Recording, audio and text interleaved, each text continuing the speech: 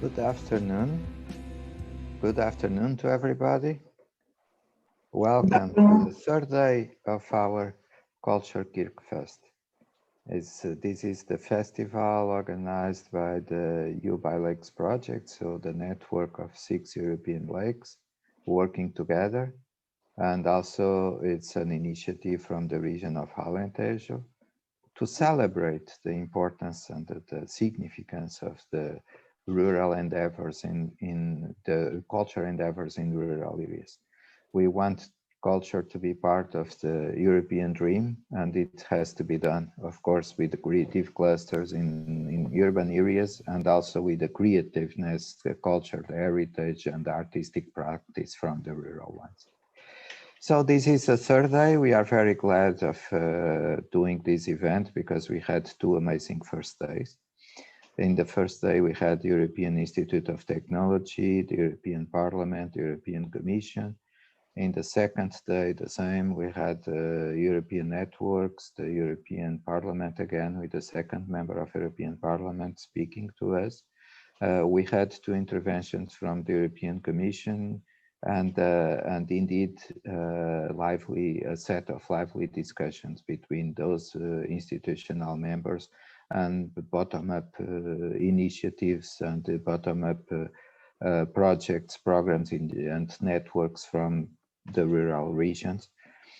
Yesterday we had interesting cases from the Basque country, for instance. We had also examples from festivals. So this is indeed a very rich program on the institutional side, but also a very interesting program on the cultural side. We had already two live concerts, first and second day. Today we are going to have a third one, very interesting one, but I'm not unveiling the cultural content.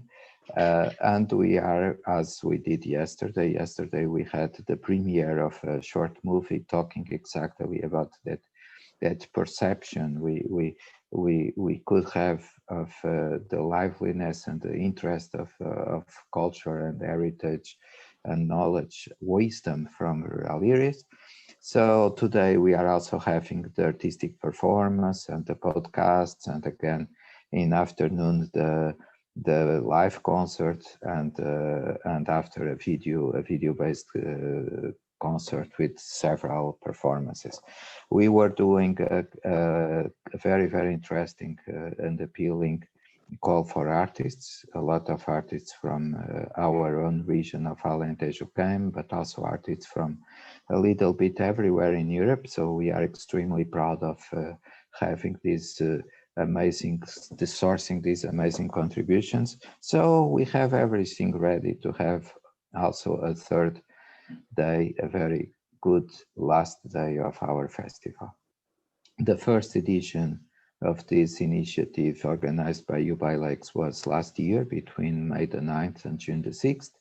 Next year, we hope we are going to have it physically meeting by the lake of Alqueva, I hope, and not only online, so doing it hybrid, because the online dimension, it's important nevertheless to make it possible for all of us to share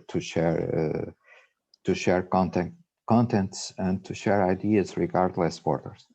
Today, to open the event, we are very glad and honored of having the regional director for culture of Alentejo, and also two partners from the U by Lakes project, two partners from this set of lakes that are working together and doing indeed making a voice for the rural areas to be heard.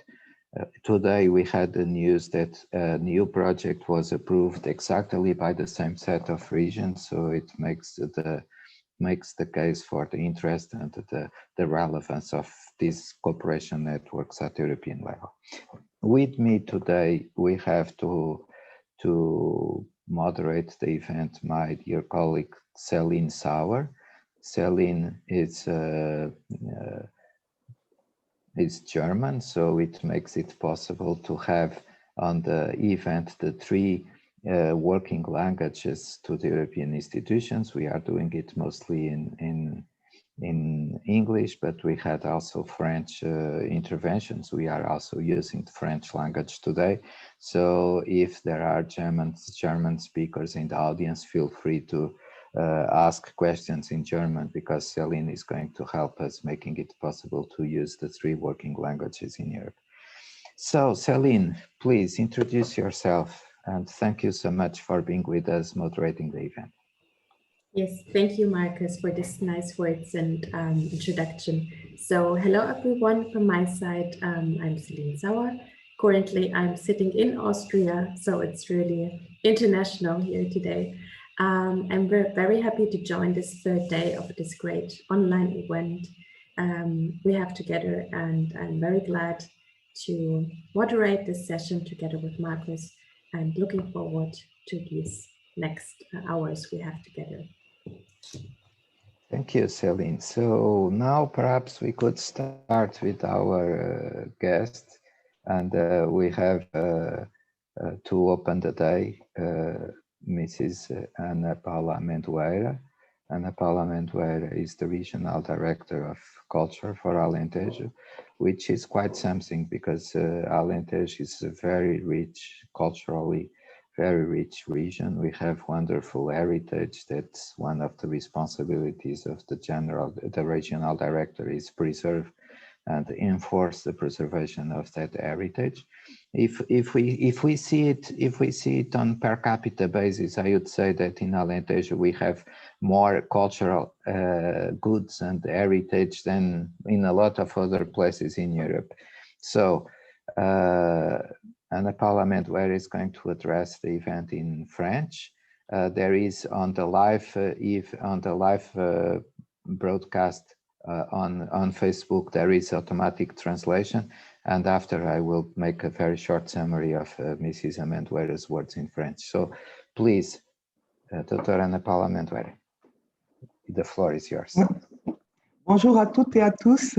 Et tout d'abord, je veux remercier très fortement cette invitation et adresser mes félicitations à notre cher ami Marcus Nogueira et à toute son équipe pour cette organisation, pour ce projet de ce festival Culture KIrC et le festival de l'année dernière et tous les projets qui sont en ligne. Qui disent beaucoup à la région de l'Alentejo, comme nous avons déjà entendu. La région de l'Alentejo est une région au sud du Portugal, donc elle appartient à une culture très fortement du sud, avec une tradition, une connaissance traditionnelle en ce qui concerne le patrimoine culturel, le patrimoine bâti. Et pour notre contribution pour cet événement que je trouve très, très important, c'est de communiquer notre compromis fort avec toutes les organisations de la région, notamment la Commission de coordination et de développement de l'Alentejo, en ligne avec ce nouveau défi de la Commission européenne, de la présidente Ursula von der Leyen sur le nouveau Bauhaus européen.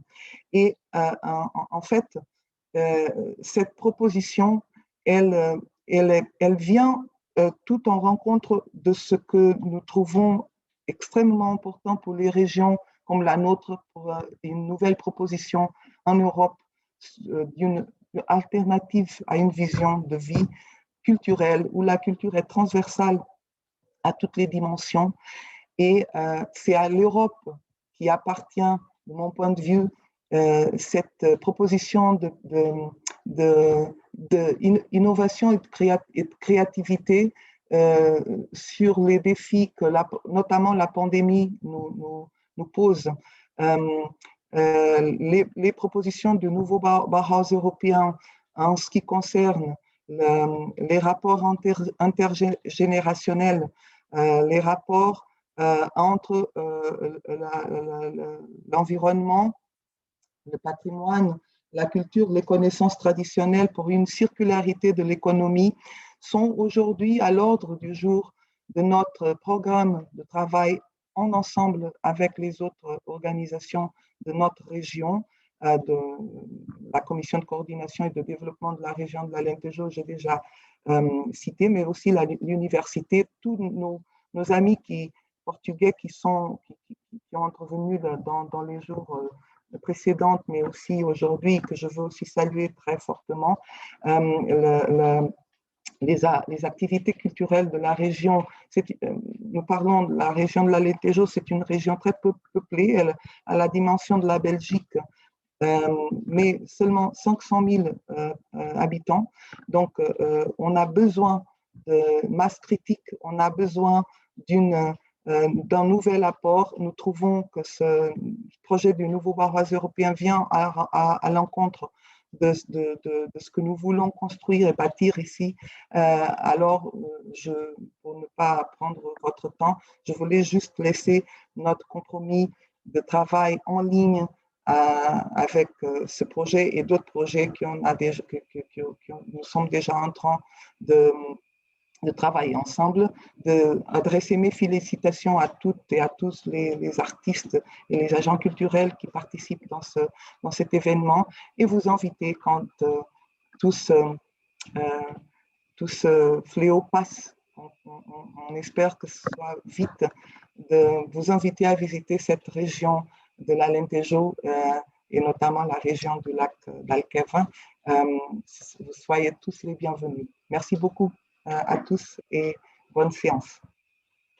Merci Anna pour ces idées très importantes et très intéressantes. Merci beaucoup. Thank you very much for these very interesting ideas and impressions. So for the next speaker, I would like to introduce Frederic Touihrat. I'm sorry if I pronounce it wrongly. Please excuse myself.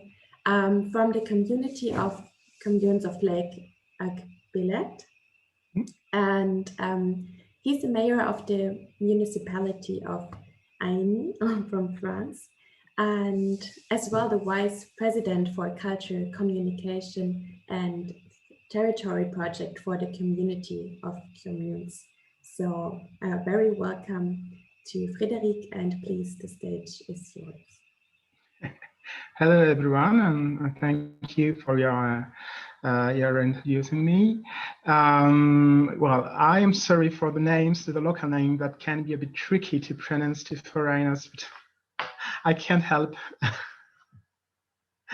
Yes, we are very, very proud and very happy to take part in this inline festival, because as all of you, we were very disappointing not being able to set up offline events on our territory, because for us culture is really part of our DNA, if we can say so. We are a very small territory which is pinched between France and Italy, even if we are part of France, of course, but not for a long time ago. And well, it's very encouraging to interact with so many territories in Europe. As I was saying, our territory in the French Alps has been French only since 1860, and has been for centuries a hub in Europe, at the cross, at the meet of many countries. Commercial ways went through Savoy for a long time, and so it is really natural for us to work very tightly with other countries and other territories, them having lakes or not. But we are very happy to work with you on this project, on this cultural project. And personally, being a teacher and the mayor of a very little village, I can really relate to today's panels about education and communities, because I am personally very sensitive to these parts of culture. I believe, and all of us over here believe in culture as a way of educating people and educating next generations. Building a new society or a modern society for Europe undoubtedly goes through culture. We can't imagine building a society without culture. So this is, I believe, the very importance of such an event that I am pleased to take part today. Merci, Monsieur le Maire. Thank you. Merci pour You're utiliser welcome. l'anglais. Thank you for using English. And merci aussi, Madame Amendoeira, Madame la directrice régionale. J'ai dit que je ferai un petit sommaire de ce que vous avez dit et je pense que les deux interventions vont dans la même ligne. Il y a un souci de masse critique. So, okay, let's go for English. Just a kind of summary of thanking Mr. the Mayor and thanking Mr. the Regional Director Awards. And in both cases, there is a clear idea that culture should be part, has to be part, must be part of future. And the second point that we have to work better together more and more, as it is the case of this group of lakes, and as it is so much the case of Alentejo, leading European projects and being part of that European cooperation in order to gain the critical mass that make it possible for such a big territory as Alentejo is, the same size of Belgium, for instance, to operate as well as every citizen in Europe is entitled to, also in terms of knowledge, education, culture. So today we are in the critical point of those topics, and thank you, Mrs. the Regional Director and Mr. the Mayor to make the point.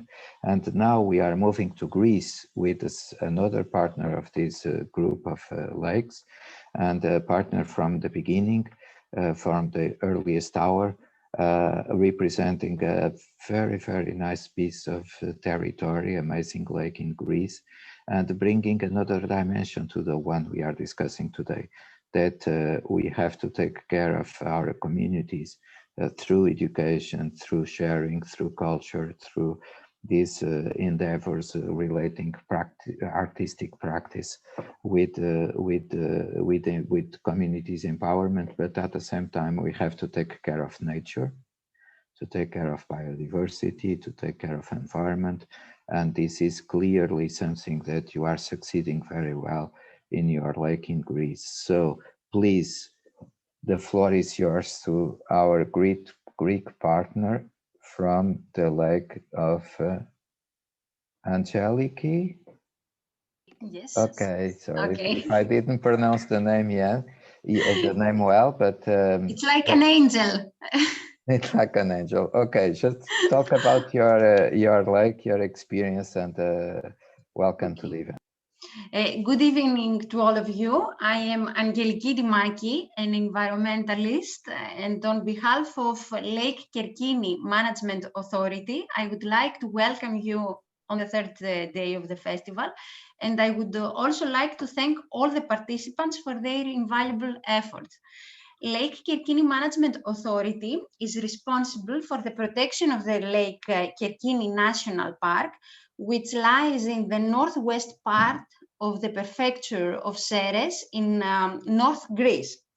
Lake Kerkini, a man-made lake, which is the core of the national park, was created with the construction of a dam in the river Strimonas in 1932. The total protected area amounts to about 83,100 hectares, and our priority is to protect the area as a national natural heritage. Apart from the rich biodiversity that the park hosts, for example, there are more than 300 different species of birds, there is an important number of people who live and work in the area. In my opinion, these people are very lucky, as the everyday contact with the lake and the neighboring natural habitats and landscapes gives them the opportunity to broaden their horizons and develop intellectually to a higher level. In the wider area, there are many citizens who involved in artistic and cultural issues, and the lake is a source of inspiration and the creator of memories for them. For instance, the worldwide famous Greek director Theodoros Angelopoulos filmed some of his movies in the area. The foggy weather creates unique scenes for his films. Furthermore, a lot of nature photographers from all over the world come and take some very interesting photos which exhibit in shows, books, and magazines. Festivals of folk music and folk dances take place every year, both in villages around the lake and in Ceres, which is the biggest town in the area. What is more, in spring, specifically in May, there is an international theater festival which takes place in Ceres, and we have a lot of interesting performances by university students. And of course, all these actions support local businesses and promote the area. For the management authority, the cultural development is a significant part of the sustainable development of the area, since art is a tool which may be used in order people to understand and appreciate the fact that the national park is not a hindrance to their economical development, but a serious ally. Thank you all and enjoy your evening. Thank you, Angeliki. I have little announcements to give me a moment. Give me a moment. Oh, George, please.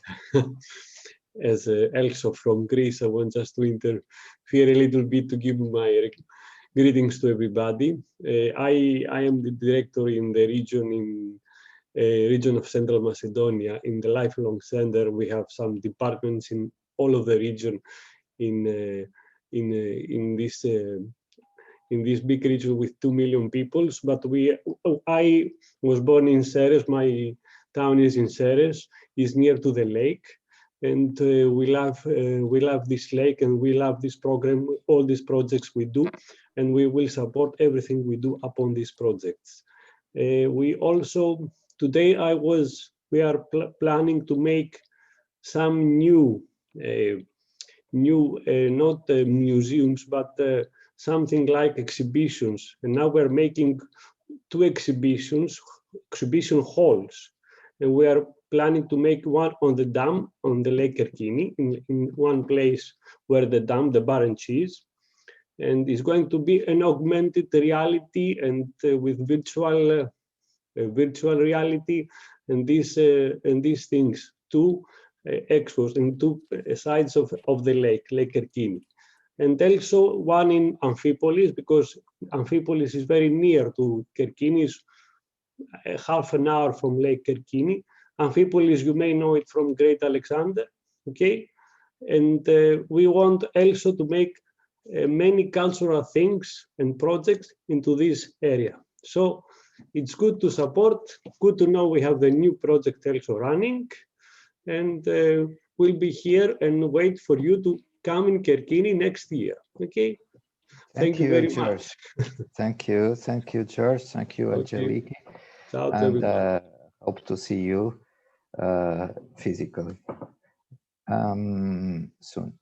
I have an announcement to make. Mrs. the Regional Director of Culture of Alentejo has to leave because she has some.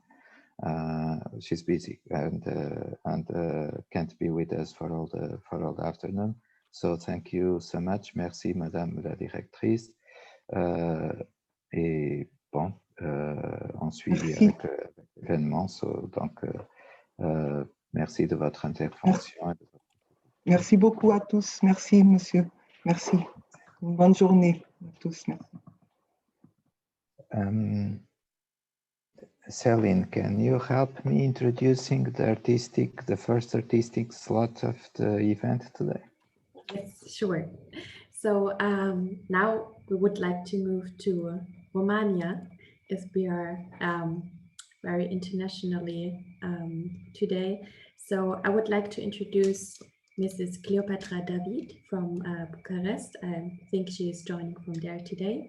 And she is a great representative today for us for performing arts, but as well for some cultural management, which might be very interesting for us today. But I think we will have a performance from her side, so artistic performance. So I'm glad to have her here with us. Please, Cleopatra, I hope she's already with us in this room. Or yes, hello, I'm here. hello. Thank you very much for inviting me, and it is a pleasure and an honor to be part of your festival. And congratulations also for the first edition that was in May, the virtual residence and the panel talks that we had back then, when all the artists also exposed their vision about the future of Europe. It is a pleasure to be here. My recital will have 3 pieces. One is a German aria from an oratorio, a classical piece from a Haydn oratorio. The second one is the Song of the Moon from Rusalka by Dvorak. And the third one is an operatic Romanian piece. And I hope you will enjoy everything. And I'm here if there are any topics that you want me involved in. Thank you so much. Thank you very much. Thank you, Cleopatra, and thank you for being with us in both occasions, so then in May and now. What you do is amazing. So your voice and your music. So thank you so much. It's really for us a privilege of having you. We are sharing Cleopatra's contribution on the online gallery. So please go through the video with the full contribution from Cleopatra David. And we had to do now for the podcasts, we had to do a little montage, a little arrangement of your mixing your voice with some images from the contributions we had for the call for artists.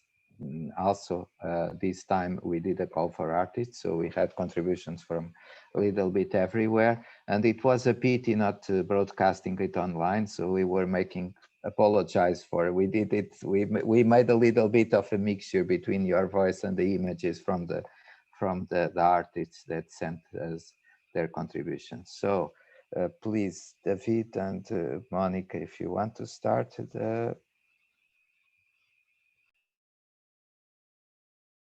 yes, Cleopatra.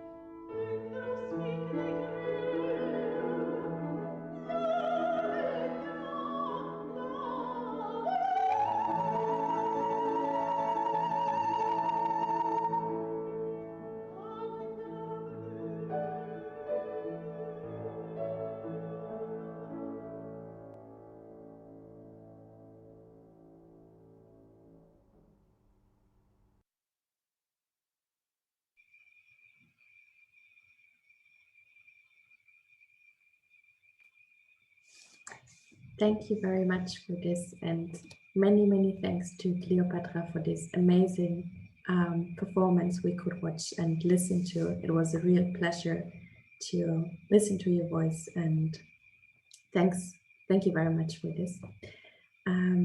All the artwork you saw in the background following Cleopatra's voice, we received as a response for our call for artists. And if you want to look at them once again, you can find these on our website in the gallery. And I really want to thank to all the artists for contributing and sharing these amazing artworks with us.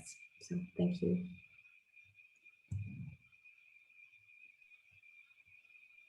Celine, thank you. And I have to just also to thank our artistic director, Monica Rogério, who did this composition and using Cleopatra's music, Cleopatra's voice. Cleopatra, your voice makes me cry. And with all these amazing artworks going through, it was really, really wonderful moment. Okay, but whatever, we have to move on. And now we are going to have our first panel of the day. That's the 5th panel of the event. That's about education. So we are having these moments of debate, the panels with 4 speakers. Those 4 speakers are a mixture of different backgrounds. So hopefully we can have a dialogue among these speakers and for us audience to follow the debate. This panel is, as other panels is featured by the presence of the European Commission. That's indeed something that I think it's part of our European dream, is to have a common European policy for education. It's not yet the case, but we know that the European Commission is doing very important steps on that direction. So that's good that we can have the presence, the institutional presence of the European Commission. After we have an example of the best we do at Alentejo. That's the School of Arts of our university in Évora. We have the director, that's a privilege, the director of the School of Arts, and we have also the director of a totally different institution, that's APORVELA. APORVELA is the most prominent entity in Portugal for sailing, tall ships, sailing and organizing amazing programs for making sailing to be a pretext and to be an opportunity for young people and for sometimes elderly people to get together, to meet, to exchange, to develop a new culture. And sailing is part of our culture in Portugal. So APORVELA is keeping that, is also keeping that role of preserving heritage. And we have the coordinator of the Charter project. Charter is the most important project of, I think, I would say, of Erasmus knowledge alliances. And the Knowledge Alliance is the top of the Erasmus project. And this one is coordinated by Lluís Bonet from the University of Barcelona, who is a recognized widely recognized expert, so that's really a privilege, Lluís, to have you. So, Celine, can you help me properly introducing, I'm just going through the main features of the event, our first speaker. Yes. As our first speaker, I warmly welcome Hannah Grainger Clemson, the School Policy Officer of the European Commission. And coming from the field of teaching theatre music and working as a director for Community Arts Festival, Hannah then moved more to a university-based education, doing cultural research and as well teacher education. So I'm very happy to have her here in our education panel discussion. As I already said, now she's the School's Policy Officer and is focusing on blended learning or the development of cultural awareness, as well as the expression of key competences. I think that's a really important area. So Hannah, please, the stage is yours. Thank you very much, Celine. I hope you can hear me okay. We have a bit of internet issues this afternoon in Brussels, but it should be fine. I just have one slide if that's okay. So I'd like to share my screen. We'll give it a go. Perhaps you can let me know if there's any, it says host disabled participant screen sharing. So maybe I can't share my slide after all. Can you try now, please? Try again. Perfect. Here we go. So this should work. This nice picture of yes, we can see your our background code. now. And if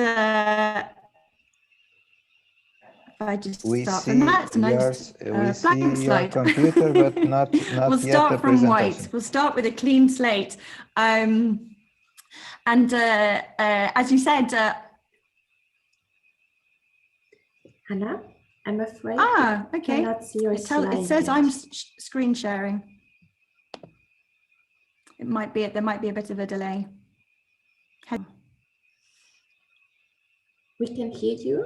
Now we can see the it's because slides. it's probably because of the connection. I'll give it one more go and then, yeah, we'll try again. There we go. Does that work better? Yes, yes. There we go. So you should be able to see, there we go. So yes, very quickly now I've used up the classic first minute trying to get my computer to work. Thank you so much. I'm going to try and speak for just a few minutes on how we view education and culture, probably raise some more questions than I can provide answers, but just to help you see our perspective from the European Commission. And of course, I'm here to listen to you and for you to talk to me about your perspectives, which I'm super interested to hear about. As you mentioned, the key competencies for lifelong learning are at the core of EU policy. We see this is for lifelong learning, for personal fulfillment, for a healthy and sustainable lifestyle, active citizenship, social inclusion. It really is supposed to be all encompassing. And as you also mentioned, they're all equally important, but I'm going to be honest, this one is particularly close to my heart, is the cultural awareness and expression. And I have to say, it seems to be that cultural awareness and expression has not unneutered itself enough still in education. It still seems to be struggling to find a voice, to find its place in educational policy. And we've known this for a very long time. But we know that so much is happening. So much is happening in and around schools, in and around universities. How can we get a renewed drive to really embed this in the work of communities, in the cultural sector, in the education sector, to really benefit all learners of all ages? Now, education is certainly recently and should be continually changing. What do I mean by that? We're really seeing a diversification of learning environments, indoors, outdoors, museums, forests. There's some really positive, interesting things happening that take the learners, particularly at school level, out into the community, out into the world, and really seeing how their learning is relevant to their current and future lives. Attitudes are changing. Now, we have had some the recent pandemic, the restrictions have affected attitudes, but in a positive way. If anything, people are seeing just how important both education and cultural experiences are. So perhaps this is where we can be more positive. Another interesting development is the way in which we have a cascade down from industry through higher education to schools. What do I mean by that? If you look on the right there at the bottom, this idea of science and technology fusing with the arts for innovation.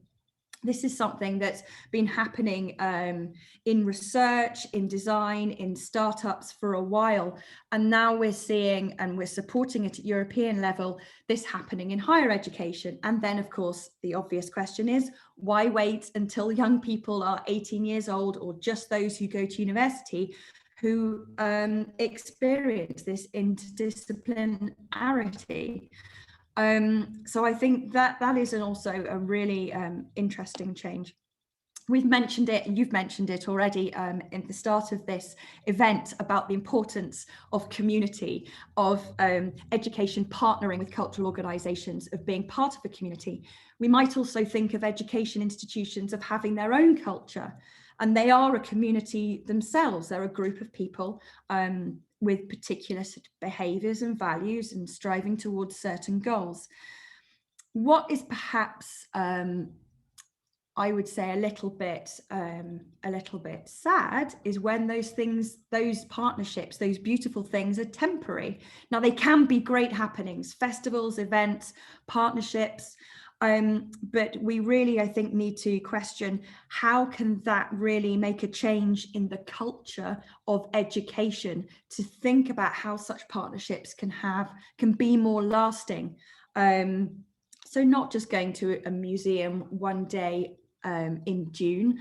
What does that, how do learners engage with museum, with cultural heritage throughout the rest of the year? And then how does that then filter into the rest of their lives?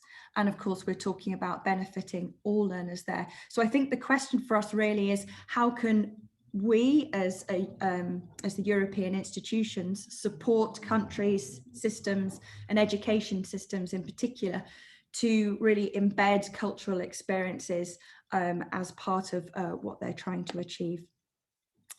And I just wanted to also to think then from a personal perspective. So here is a young adult, let's see, and he's working on music technology. Okay, how can an education system better support this person who's got a passion and already good skills in music technology? Perhaps they're looking, or they need better opportunities in higher education. Maybe the courses, the degree courses on offer need to be more diverse than purely classical music, for example. Perhaps he's not interested in higher education. He's already quite entrepreneurial, wants to set up his own business. Maybe he needs career skills as an adult learner. What else could the education system offer? Perhaps he's interested in teaching, in leading and mentoring others, in which case might need some training and some qualifications to become a registered qualified educator with all of those competences. Perhaps already has experience and wants to actually work as an educator, but needs networks, needs ways of finding partners to work with. How does this music technology entrepreneur find a community program to work with? So all of those things, I think, we would see as a joint responsibility, perhaps of the education system and the cultural sector. What do? We try and support this where we can. We support teachers through our online communities, in particular through the Erasmus funding. We have a dialogue with networks, with stakeholders. The Creatives Flip project is really, really interesting. We work with closely. They've got a fantastic current project going on about learning labs. And that's about community creative organisations. Also, part of their work is engaging with school education, which is fantastic. I'll add the link to the chat. And then, of course, there are bigger picture initiatives such as the Green Deal, under which there's a lot more funding and projects to be supported.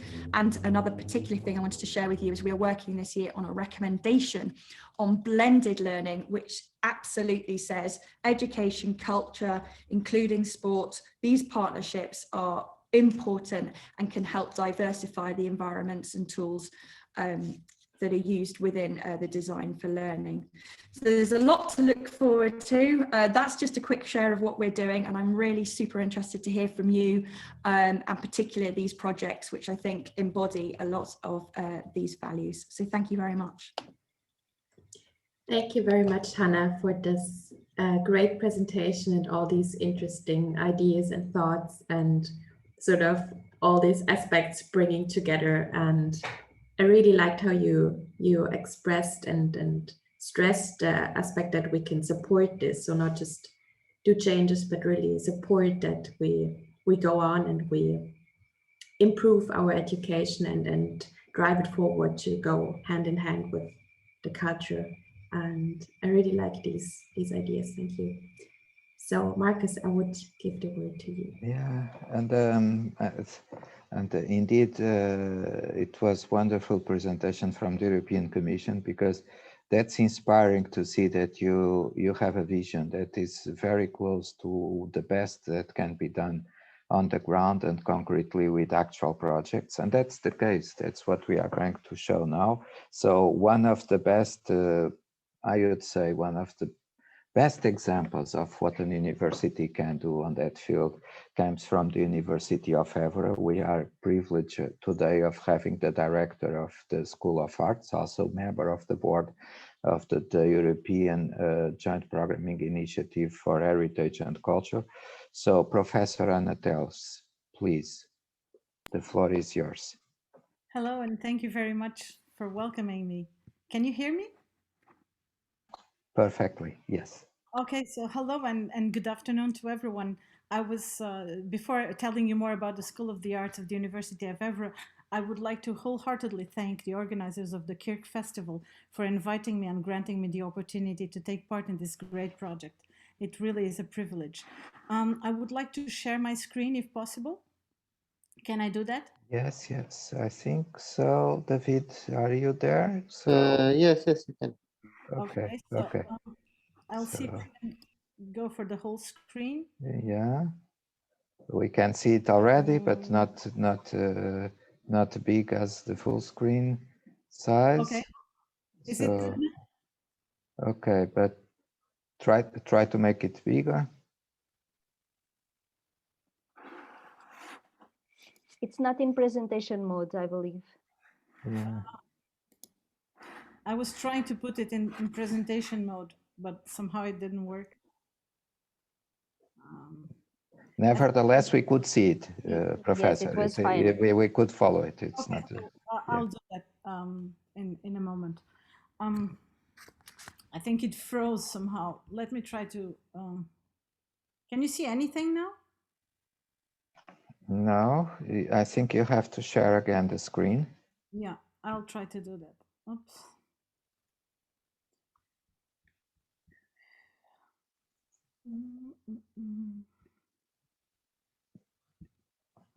I'm so sorry.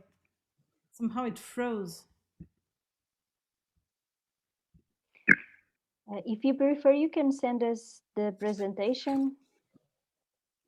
Yeah, I think it's going to be a little too heavy for that now. Okay, Yeah. let's try again, and I'll not put it in the full mode.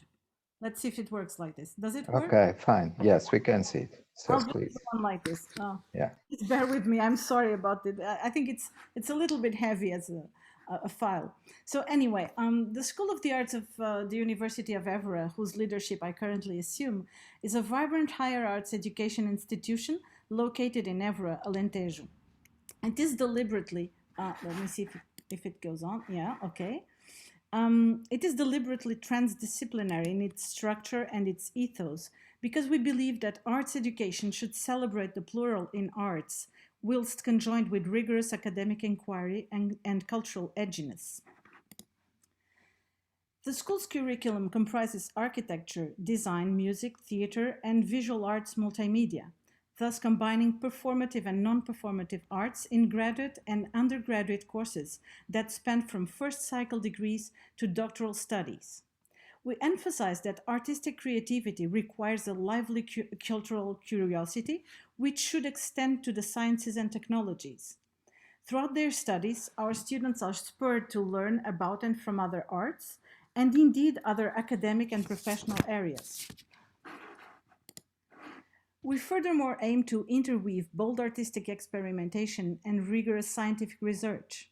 We require students not just to hone, but indeed to question their artistic practices, to investigate their own realm of activity, whilst remaining ever attentive to other human endeavors. We firmly believe that the arts have the ability to bring people together, creating bonds and bridges between them, thus being an important source of social well-being and a vector for sustainable development.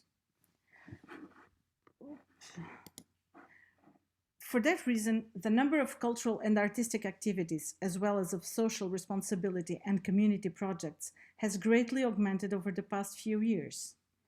We have very strong bonds with local, regional, and national partners, many of which have been represented in the panels of this incredible festival, including the Regional Director for Culture in Alentejo.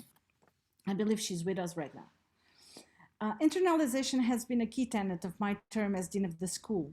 Besides our adhesion to ILIA, European League of Institutes of the Arts, in 2017, and my own very recent election to its Board of Representatives, we have established a number of partnerships with sister institutions throughout Europe and the world: France, Holland, Spain, Italy, Poland, Czech Republic, Romania, Turkey, Brazil, Morocco, to name but a few. Another strategic plank has been to bolster the creative industries and to foster sustainable and savvy artistic careers. We aim to educate our students and support our alumni so as to entice them to remain as thriving artists in Alentejo, thus sparking a reinforcing loop between their artistic vibrancy and the economy of our region. So I can go ahead, okay. With both objectives in mind, our school has contributed to the establishment of the Arteria Lab, a hub for transdisciplinary artistic research and experimentation, and a cultural element a central element in the Interreg project Centro Magallanes Industrias Culturales y Creativas, which spawns academic and economic cooperation across Iberia. On the other hand, in a joint effort involving all the major stakeholders of Évora and the Alentejo region, we are in the process of building an application for Évora as European Capital of Culture in 2027. These are transformative times for our school and our university, for the Alentejo and Portugal, and indeed for Europe as such. The arts can and should play a leading role in the dynamics underway. We educate within academe, but we are responsible before the world. I am strongly and thoroughly committed to that ideal and would like to invite all of you to get in touch with us if any of our areas of expertise interests you. And before I finish, I would like to show you a very, very short video, if I can. Let's see if it works. Please, Professor, tell.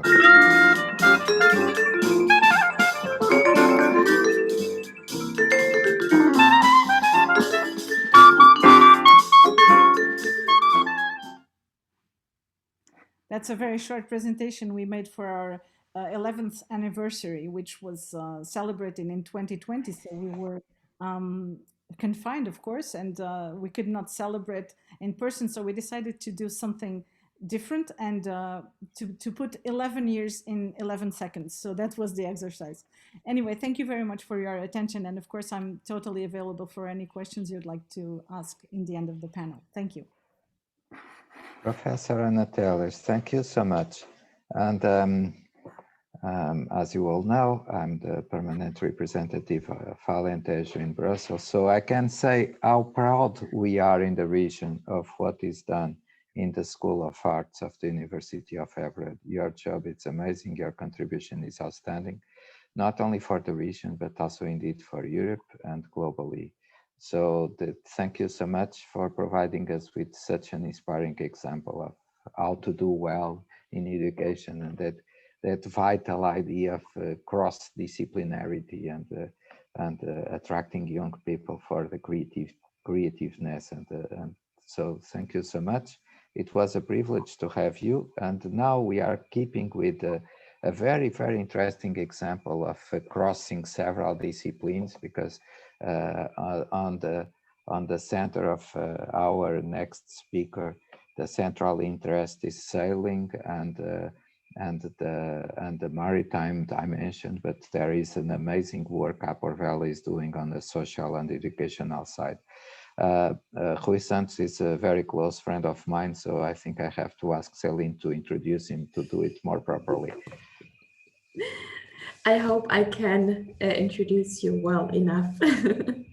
So I warmly welcome you, Lluís Santos, who is the Executive Director from APORVELA, and has been part of Portugal's national sail training organization since 2009. Also very experienced in cultural and educational fields. and now more focusing on European programs, designing educational programs who relate to maritime affairs and formal and non-formal education, and which I really like, especially directed to the disadvantaged and at-risk youth. So I'm really curious to your words, and please, Rui, the stage is yours. Okay, thank you very much. First of all, for the invitation to be present here, and I hope everybody is hearing me well. I was a bit dumbfounded by the invitation by Marcus. Why should APORVELA and myself be on a panel around education? Then we talked a bit, and then I understood that honestly what we do is education. We are a non-for-profit organization, corporation. I will share you my screen so that you can see slightly better what we do. This is not what I wanted to show you. This is, so we have now more than 40 years old of a non-for-profit organization, which is a volunteer-based one. We are based in Lisbon, but we have a delegation in Sines, and we have done some very big nautical events in Sines. We are on our way to place a ship in Sines as well. And our main goals are those, but I would like to focus on promoting ocean literacy and supporting youth, and especially the disadvantaged or at risk, through their empowerment at sea. We have a sort of educational vision. We are mostly non-formal educations. We teach youth at sea. That's what we really envision to do. That's what we like to do. We empower these kids, as we call them, on team building, leadership, resilience, assertiveness. We also teach them ashore on school field visits on our Caravel Veracruz, which is a replica of a 15th century Portuguese ships. Also, we have a lot of partnerships throughout Portugal with governmental and non-governmental programs to assess the sea as a school program, so that kids can learn the Lusíadas, or they can learn English or mathematics or whatever with school, with sea activities, not only at sea, but also ashore. We are a sail training organization. Sail training is a lot different from sailing. Sailing, as I usually say, is like Olympic regattas. They take 10-15 minutes, only 1 or 2 people on board. Sail training is a lot different. It's up to from 15 to 300 people on board a sail training vessel that can have more than 100 meters long. And it's all about working together. It's supposed to be just fun and excitement, but I think it's a lot more than that. It has the instruction on navigating, all of the sailing aspects, but then there's the hidden strengths and talents that every kid has, that once they are put on board a ship with their fears, with their anxieties, and our mentoring, let's say, can be brought up. Nowadays, there are a lot of programs that includes regular school or regular university at sea for more than 6 months, sometimes even more than a year. And even as APORVELA, we have placed some Portuguese youth on board those programs. We would love to be able to create our own program over here in Portugal. Leading up to regular programs, stuff that we already do these days, as Professor Anatel is told. She's part of the Magalhães ICC. We are also part of it. what we do in this Magellan's cultural industries. This is Magellan's Industrias Culturales y Creativas, it's in Spanish. What we do over here, our job is mainly to disseminate the project's works and results, to be on every port of Alentejo, Algarve, and Andalusia, to host some of the events of the partners, and also to bring up the program to schools and educational partners, and to build on-board artistic residence. We will invite artists to join us on a week's voyage. And the idea is that the caravel and the voyage can be an inspiration for themselves to create something out of Magellan's and Elcano, or the voyage itself. One other program that we have running up these days is called Mare Librum. We are working with 100 youth that are in detention centers, and we focus on creative writing, theater, and film. They have a lot, they have 150 hours of experience with us on theater, creative writing, and film. They do a lot of essays, they write their own play, then they sail on our own ship. The play has to do with the sea. The idea is to make a round the world trip so that they can make a turn on their own life. That's the basis of the program. We have just received, fortunately, a new funding for this program, and ideally we will take this program to, it's only working on 3 detention centers in Portugal. We have 9, and we want to take this on all of the detention centers in Portugal. What's the future? At least how do we see the future at the moment? We want to do a pilot project for 50 sports students. It has already been funded, but due to the coronavirus, we are not able to run it at the moment. We have a huge project with Casa Pia, which is one of the biggest schools in Portugal, specially directed for disadvantaged and at-risk youth. We will take all of the students from their professional courses, and the professional courses can be restaurant, hairdresser, or electronics, whatever. We will give them specific education on what their courses can relate with blue careers and maritime affairs, and we want them to have a special education for that, because blue careers, as we think, are important. There's 1 million jobs to be created in the next few years, and also, if we can, we would like to create a sort of Atlantic volunteering youth program with an out-of-the-box perspective. It will not be beach cleaning or whatever. We still don't know what we do. We are trying to partner with lots of friends from all over the Atlantic. And basically, I think I took my 5 minutes, and that would be it. Thank you very much. And I'm, of course, available for any questions. Thank you very much, Rui. I found it really great and impressive what you do, and thanks for all these insights in your project. Amazing how you combine these different fields or aspects of physical activity, sailing, education, personal development. Really great approach. Thank you very much.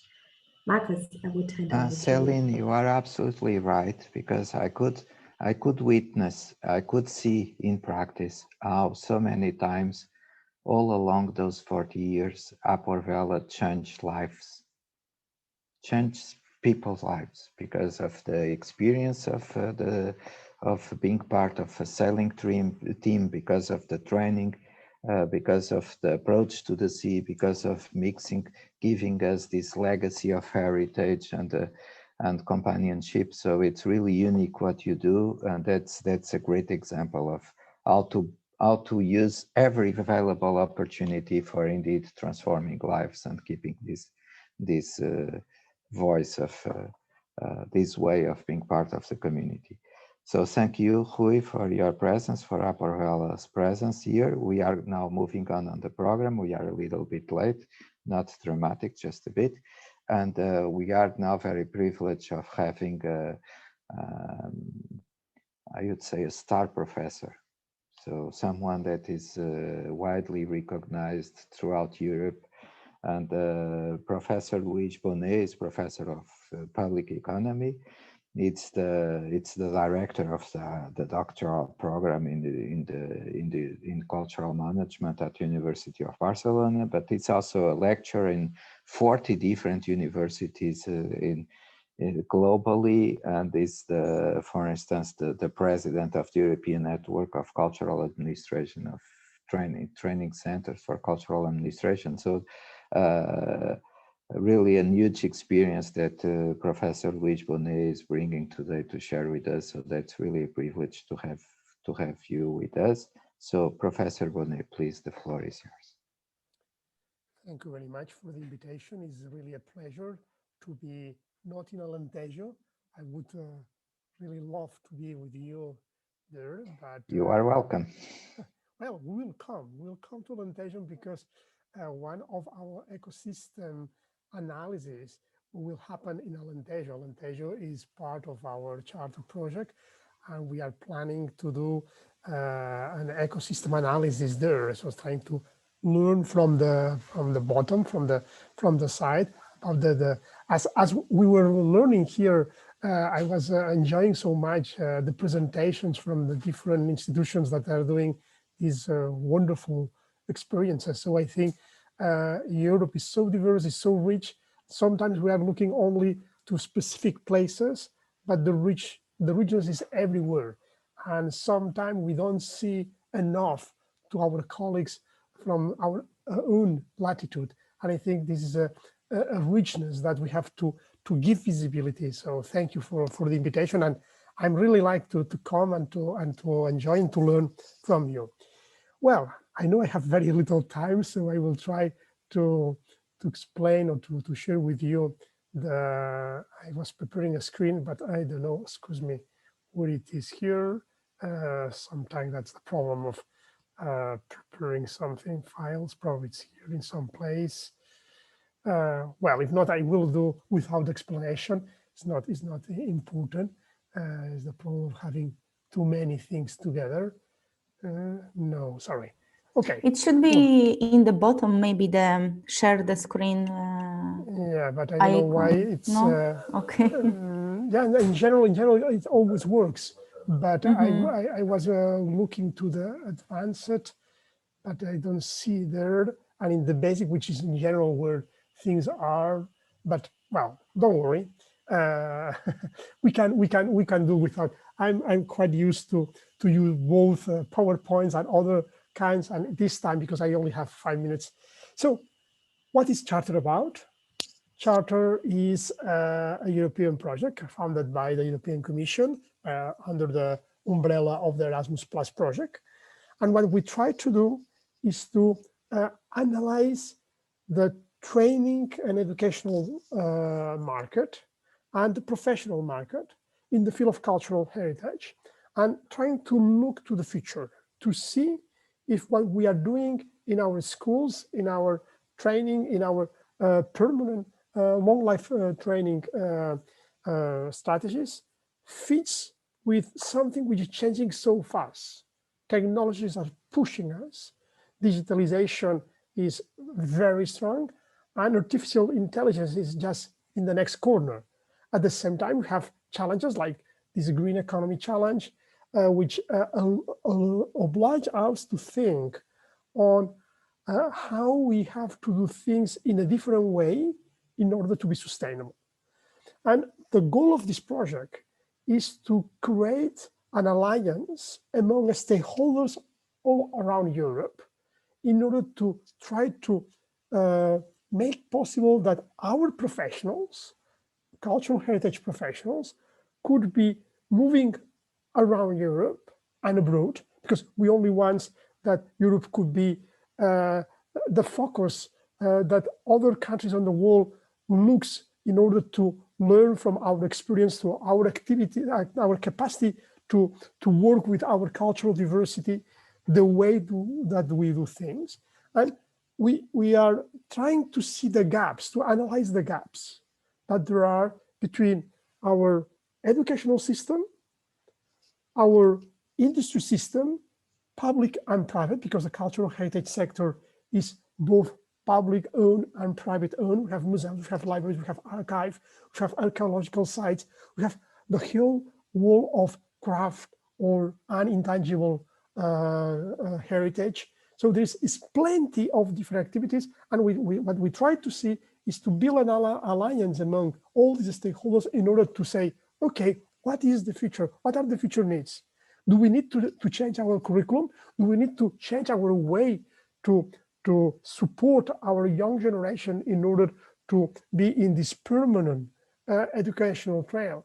And that's a little bit what we are trying to do. And at the same time, we need to talk with the people from the statistics, the people that do the classification of professions, because if we don't have enough information from the bottom, statistical information, how our politicians will be able to plan a good strategy in order to fulfill these goals? So in a way, we have to work both with the civil servants working in the statistics offices, the people who do classification of professionals, and understand their logic, and talk with the people that have from the bottom the information about very rich experience and heritage, in the sense that most of these cultural heritage professions are a result of a growing process of understanding why the heritage has value, how we can enhance this value and give support. So we need to work on both the conservation and the restoration, but as well on the dissemination, on how we engage people, and we tell to people that heritage, cultural heritage, is part of their roots, it's part of their life, and is a way to see ourselves in a critical way, in a more open mind way. So it is that is a little bit the challenge. So we are part of a blueprint program. This blueprint program is analyzing many other economic sectors, from the chips to the software industry to the textile and so on. And cultural heritage is an ecosystem that talks about our past, but tries to help us to think on our future, and engaging citizens in this process, not just being the professionals in a bubble saying, oh, we know what is needed, but trying to tell them we need also to listen other people's voices, other people's needs, the citizen needs. So that's a little bit what we try to do. And we will work during these next years on that. And we will analyze 6 regions as ecosystems. And one of the regions that is part of our project is Alentejo. And we choose Alentejo because it is a very interesting region. It is not in a capital city. So Lisbon is close, but it's not in Alentejo. That means that it's not a traditional touristic area, in the sense that probably in the south of Portugal there are more in the traditional way of tourism, even though Alentejo is as well a touristic place. So it is very interesting in the sense that it's a huge cultural heritage system where it's tangible and intangible, and there are schools. So for us, it will be great to have the opportunity to come and to compare what is happening in Alentejo with what is happening in the city state of Bremen, or in the region of Gothenburg in Sweden, or in the Basque Country, or in the region of Sibiu in Romania, or in the Tuscany in Italy. So we will use these examples as a way for understanding and trying to what we learn to just share with other regions in Europe and worldwide. So that's a little bit what we try to do.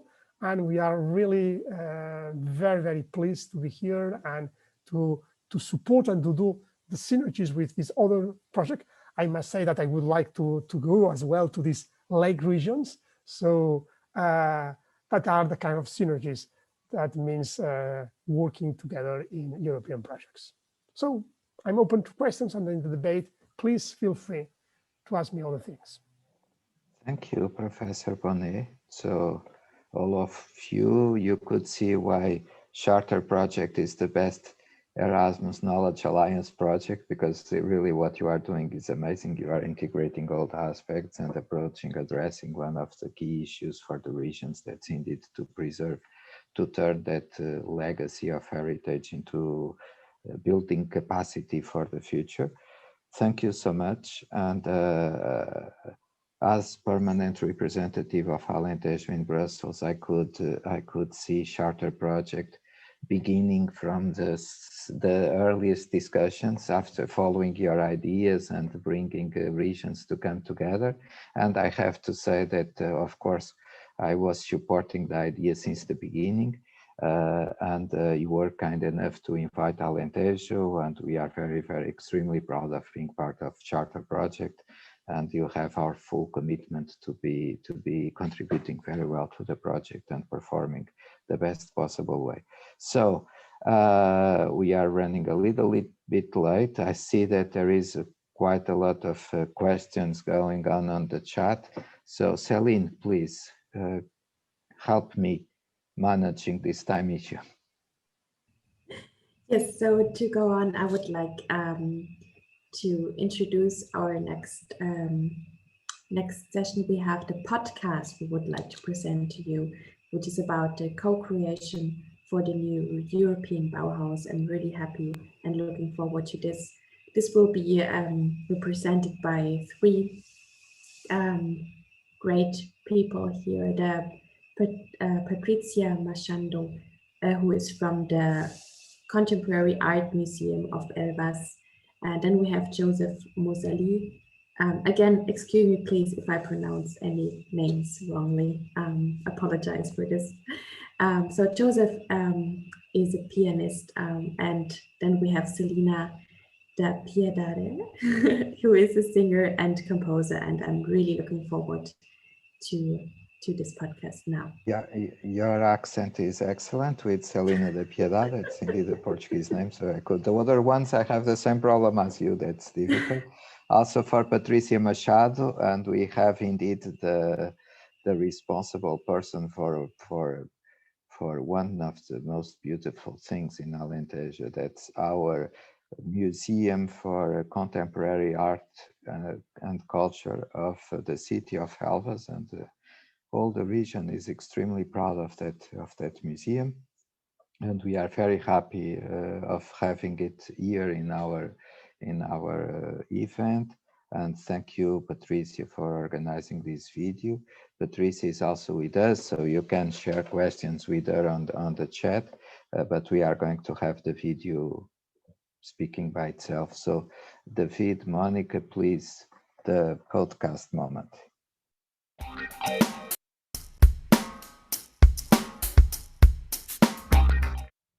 Boa tarde, o meu nome é Patricia Machado, sou a diretora do Museu de Arte Contemporânea de Elvas, coleção António Cachola, e antes de mais quero felicitar a organização do evento e agradecer em nome da Câmara Municipal de Elvas o convite e a oportunidade de vos dar a conhecer este museu.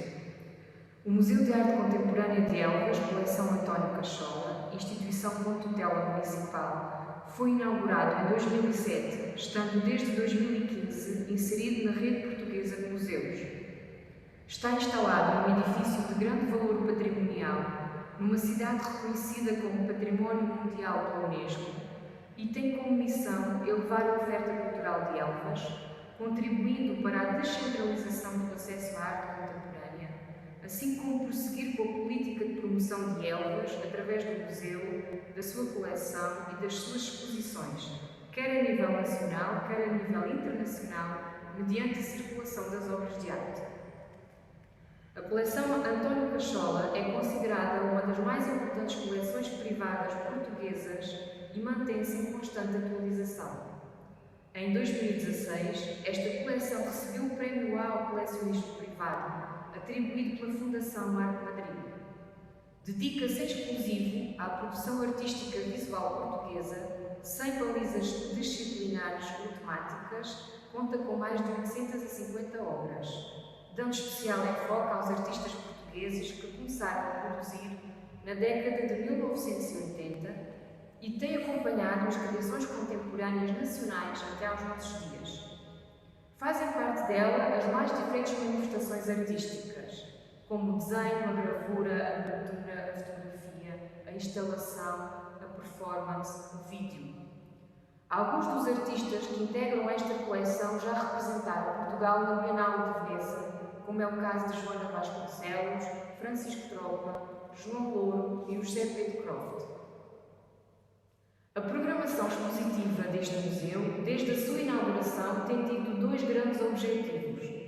Por um lado, apresentar a coleção através de realização de exposições temáticas e, por outro, estabelecer parcerias com outros museus de arte contemporânea, nacionais e da vizinha Espanha, nomeadamente com o MEAC de Badajoz, para fomentar o diálogo entre coleções da mesma tipologia e assim poder descentralizar esta arte dos grandes centros urbanos, permitindo a fruição das obras de arte de artistas nacionais e internacionais.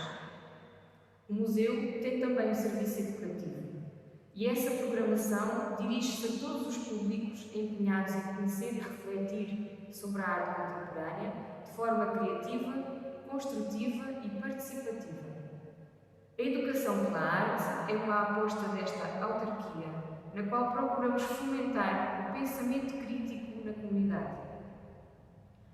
E já passaram 13 anos, é evidente que o museu se afirmou no panorama da arte contemporânea nacional e internacional, através da excelente coleção que possui em depósito, e penso que já posso dizer que o museu é um projeto cultural de sucesso. Termino citando Paulo Freire, um educador e filósofo natural do Brasil: a educação não muda o mundo, a educação muda as pessoas e as pessoas transformam o mundo.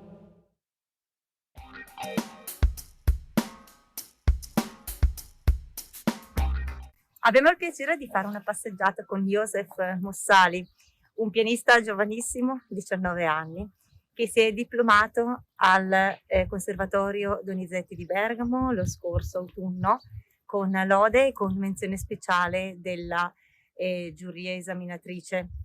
Joseph, un bellissimo esempio per i tuoi coetanei. Buongiorno, quindi. Buongiorno a voi. Buongiorno, grazie di essere intervenuto. Quindi raccontaci un po' della tua storia e della tua scelta professionale. Sei il pianista in assoluto più giovane che io abbia mai conosciuto. La ritieni una responsabilità? Quali sono i tuoi progetti per il prossimo futuro? Ma innanzitutto, come in tutti i mestieri, come in tutte le professioni, si tratta di una responsabilità sotto molteplici punti di vista. Nel nostro caso specifico andiamo a proporre un genere, quello della musica classica, che incontra spesso anche un pubblico magari non informatissimo, quindi abbiamo anche la responsabilità di informare il pubblico in questo senso, un po' il mestiere di divulgatori culturali. Innanzitutto lei mi ha chiamato pianista affermato, ma una delle prime responsabilità forse è quella di non sentirsi mai né arrivati né fermati, perché è importantissimo continuare sempre lo studio, cercare di approfondire sempre di più, anche per tenere vivo l'interesse della musica classica nella coscienza contemporanea. Un altro tipo di responsabilità, questa forse più sul lato pratico, è quella che abbiamo nei confronti dei nostri maestri, dai quali raccogliamo un'eredità importantissima, e nel mio caso devo dire anche nei confronti dei miei genitori, che mi hanno permesso di intraprendere questo percorso, perché come in tutte le arti gli investimenti all'inizio del percorso sono fondamentali, quindi sicuramente questo sentimento di gratitudine ci terrei a rimarcarlo. Tu sei molto giovane nonostante la tua maturità artistica, la tua carriera sta sbocciando ora. Come ti vedi in relazione agli artisti delle precedenti generazioni? Che rapporto esiste? Allora, innanzitutto la ringrazio per avermi fatto questa domanda perché mi dà modo di esprimere un concetto molto importante. Allora, il primo rapporto che esiste è quello di un sentimento di profonda gratitudine e di responsabilità nel raccogliere tutta l'eredità che ci è stata tramandata, sia per quanto riguarda i vari compositori che ci sono stati, che per quanto riguarda gli interpreti. Oggi il lavoro del musicista e del pianista sta cambiando, sta mutando, ci troviamo ad avere a che fare con pubblici che conoscono anche la stratificazione delle interpretazioni e quindi c'è il rischio di percorrere delle strade già battute. Quindi l'incarico che abbiamo è quello di cercare interpretazioni nuove, interpretazioni personali, fresche, ma sicuramente partendo dagli spunti che già i vari compositori ci offrono e quindi si tratta di trovare una sorta di equilibrio molto fine. Alla fine ci troviamo a continuare la strada che i nostri predecessori hanno già cominciato e quindi non esiste sicuramente un rapporto di antagonismo, ma di continuazione, un po' come il passaggio di un testimone in questo senso. Joseph, credi che la musica in genere possa ancora raccontare le disuguaglianze e quindi essere in qualche modo strumento di libertà espressiva? Penso proprio di sì. Storicamente la musica è sempre stata un po' un mezzo anche di rivolta o di ribellione intellettuale e recentemente lo è stato sempre di più, soprattutto nella musica vocale, nella musica pop, nella musica rap, Sì. Se ci pensiamo. Certo. Quindi certe volte mi viene un po' da pensare se arrivi prima la musica come mezzo di libertà espressiva o la libertà di opinione, la libertà di pensiero, magari più a livello sociale purtroppo. In certe realtà la produzione artistica purtroppo si ritrova subordinata a dettami di altro ordine, purtroppo. Comunque, secondo me la musica rimane sempre anche un mezzo di riscatto straordinario e in questo sicuramente un potentissimo mezzo di libertà. Joseph, tu sei nato e cresciuto nella terra del lago di Iseo e della Franciacorta dove ci troviamo oggi. Credi che la musica possa valere come strumento di sviluppo culturale ed intellettuale anche nei territori minori o meglio ancora nei territori con maggiore difficoltà? Sono profondamente convinto di questo e vi spiego subito anche il perché. La musica, a differenza di altre arti, ha la capacità di veicolare concetti inerenti anche ad altri campi. Abbiamo molti esempi di questo anche nella produzione musicale legata per esempio alla letteratura, al campo delle arti. Se pensiamo anche a Liszt, che ha dedicato secondo e terzo quaderno degli anni di pellegrinaggio alle bellezze artistiche del nostro paese. Abbiamo anche degli esempi molto forti di come la musica possa aiutare lo sviluppo sociale, culturale e intellettuale. Se pensiamo anche alle orchestre dell'America Latina, con i progetti portati avanti da Abreu o da Dudamel o anche da Abbado nell'ultima parte della sua vita. E quindi secondo me questa cosa è fondamentale anche per i piccoli centri che offrono così tanto dal punto di vista del territorio, proprio come il nostro. E quindi auspico che nel futuro possa sempre incrementare la partecipazione della musica attiva anche nelle piccole realtà territoriali. Hai perfettamente ragione, mi trovi d'accordo. Ti ringrazio molto per il tempo che ci hai dedicato. Grazie a voi. Buona giornata.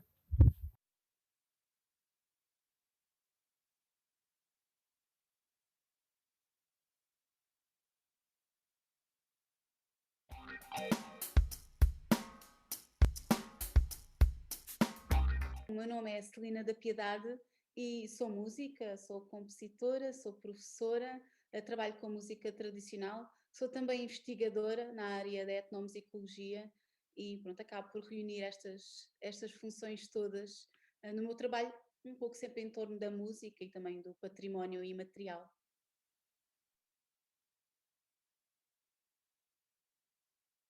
Viver numa zona rural é um sonho realizado para mim e para já a principal vantagem é sem dúvida a qualidade de vida, poder estar inserido numa comunidade em que as pessoas se conhecem, que se interajudam, portanto uma comunidade como nós já não conseguimos encontrar tão facilmente num ambiente urbano. Para mim, o mais importante é, sem dúvida, este lado do contacto com a comunidade. Eu vivo numa aldeia, sou professora nesta aldeia, ensino as crianças nesta aldeia, e para mim é muito importante sentir que a minha presença tem um impacto positivo no local, ou seja, sentir que o que eu faço ajuda a comunidade, e isso dá-me um propósito e dá-me sempre vontade de voltar quando tenho que ir para fora trabalhar, fazer concertos, de facto sentir que estou enraizada numa comunidade e que respirar puro, que posso passear livremente pelo campo, que essa acessibilidade é fácil, poder respirar ar puro. Para mim é a grande vantagem de viver numa zona rural.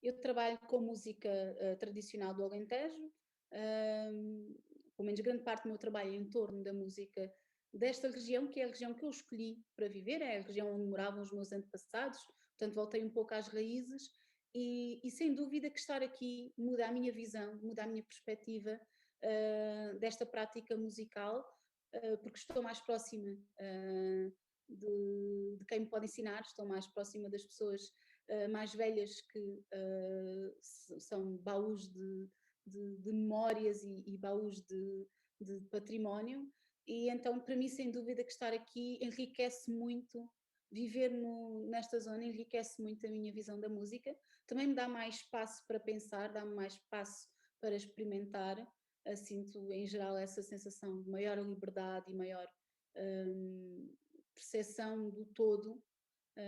Não estou sempre em andamento e não estou sempre a levar com a informação, sem dúvida que melhora para mim, melhora muito a minha criatividade e a minha capacidade de criar, sim, sem dúvida.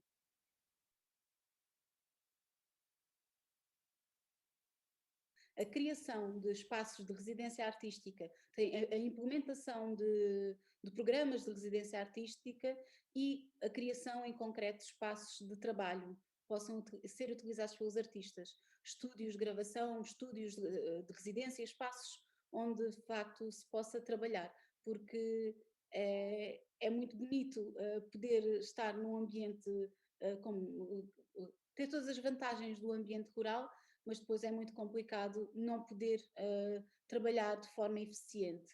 E esta tem sido também, de certa forma, uma luta minha, estando aqui, é que os próprios municípios, e apelando também ao apoio do Governo Central,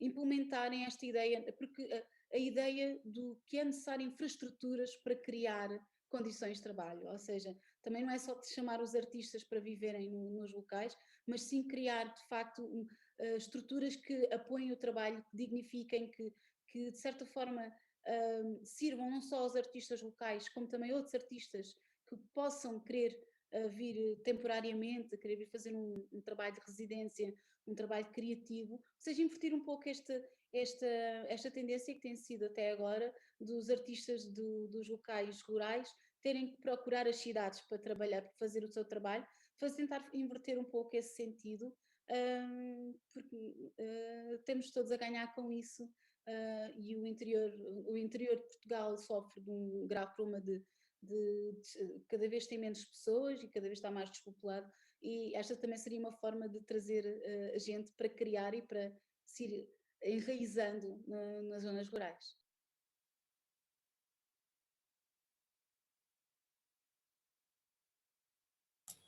Thank you. Thank you, Celine da Piedade, for your wise words. Thanks to our partners from Lake Hill, the wonderful background, the landscape, the urban and the lake landscape you choose, and a very, very, very interesting interview. And also thank you for having our Museum of Contemporary Art in Alentejo present. Thank you, Patricia Machado. So now we move on for the next panel. That's the panel for communities. And here we keep with the same idea of a diverse discussion between several points of view. So we are going to have university, we are going to have the most important festival in Alentejo. That's we are extremely proud of our World Music Festival. Also a presence from one of the most significant H2020 projects that, by the way, is led by Alentejo, and that's important on the European institutional point of view. We are going to have the presence of the Committee of Regions. We had yesterday the European Parliament, we had Monday the European Institute of Technology and also the European Parliament. We had the European Commission throughout the 3 days, and we couldn't do this event without having a word and without having the point of view and the role, the extremely important role of the Committee of Regions. So please, Celine, can you introduce our first speaker, the institutional representative, the member of Committee of Regions? Yes, of course. It's a pleasure for me to warmly welcome Kieran McCarthy. As Marcus just said, he is an Irish delegate, member of the European Committee of the Regions, and a member of the KIrC City Council. In this sense, he also writes a weekly heritage column of this city and has written many, many books dedicated to the city of KIrC. And as well, Kieran founded the Schools Heritage Project in 2003, where many students, it's around over 1,000 students annually participating. And also there are some contributions in the areas of landscape, collective memory, and heritage construction. And I'm really happy to have him here today. So Kieran, please, the stage is yours.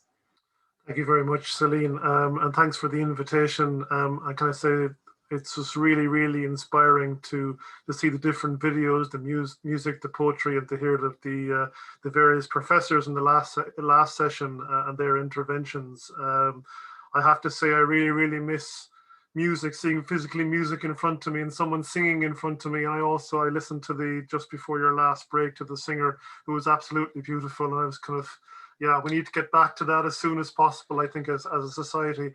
So hello from Cork in the south of Ireland. Cork City is a former EU capital of culture, so we do know the value of the narratives of creativity and community and partnership. And as you know, Celine, I'm a local historian in my city for over 20 years, and I give walking tours, and I'm also an independent member of my city council. And 6 years ago, I was catapulted into a whole European world of the European Committee of the Regions, and over the last 6 years, I've had to learn about different aspects of the European Union, how it actually works, and especially with the institution that I was delegated to be a member of from the Irish government. So if you've never heard, I know there's probably people on this Zoom call that have never heard of the European Committee of the Regions, and it's an assembly of local and regional representatives. So there are councillors, there are mayors, there are regional presidents of regional parliaments.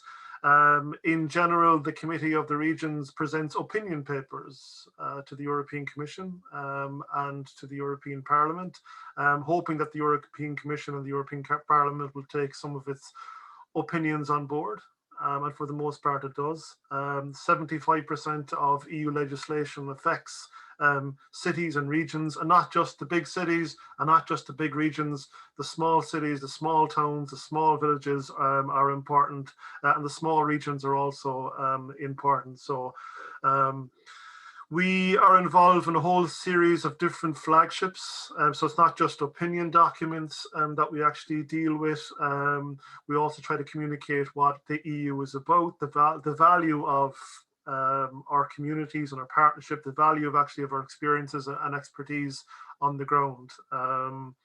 So I'm very, very lucky. I can move between researching my city, being a local councillor in my city, and also trying to influence European policy.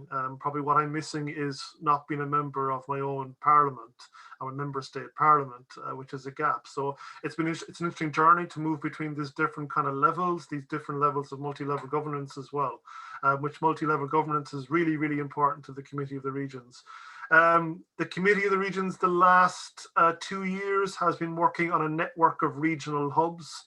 Sometimes we're always asked the question, like, how do we reach communities even more? So yeah, we're lucky that we're based in our cities, our regions, our towns, our villages, but we've set up 46 regional kind of based official offices, and we've worked with them on a series of topics. So for example, we've worked with them on aspects of air quality, public procurement, state aid, agricultural policy, cross-border healthcare. So they were just, so we're experimenting at the moment with these kind of sub-regional offices, if that makes sense, to regional hubs to the Committee of the Regions. We're also very, very lucky that like every member state has its own regional office as well, that kind of connects into the Committee of the Regions. So it's not just the members that are important in the Committee of the Regions, there's all these kind of sub-layers as well, and the regional hubs are one of those. And I do know that without the hard work and motivation of member regions such as Alentejo and Emilia-Romagna, like these aspects actually wouldn't work. If there's 280 regions, like everybody has to be involved and no one actually can be left behind. The Committee of the Regions as well has a huge interest in the concept of investing in culture and knows the value of culture, education, sport, music, and sees cultural heritage as a very important resource that can improve the present and can help to construct our future as well. And elements within that, such as participation, sustainability, and the quality of construction of cultural heritage are important to us. Innovation, digital creativity is also important to those threads kind of going forward.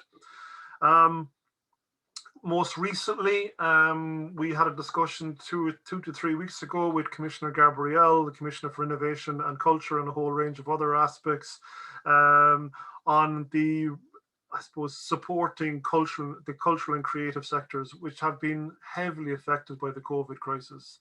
And many of these sectors, the cultural and creative sectors, some might never actually open. I think people actually have lost careers. And they need support. And so the Committee of the Regions has been doing a lot of work lobbying to make sure that the EU's Recovery and Resilience Funds reaches the cities and regions. And we actually did do an opinion paper on the restart of the cultural and creative sectors. And that's available on our website.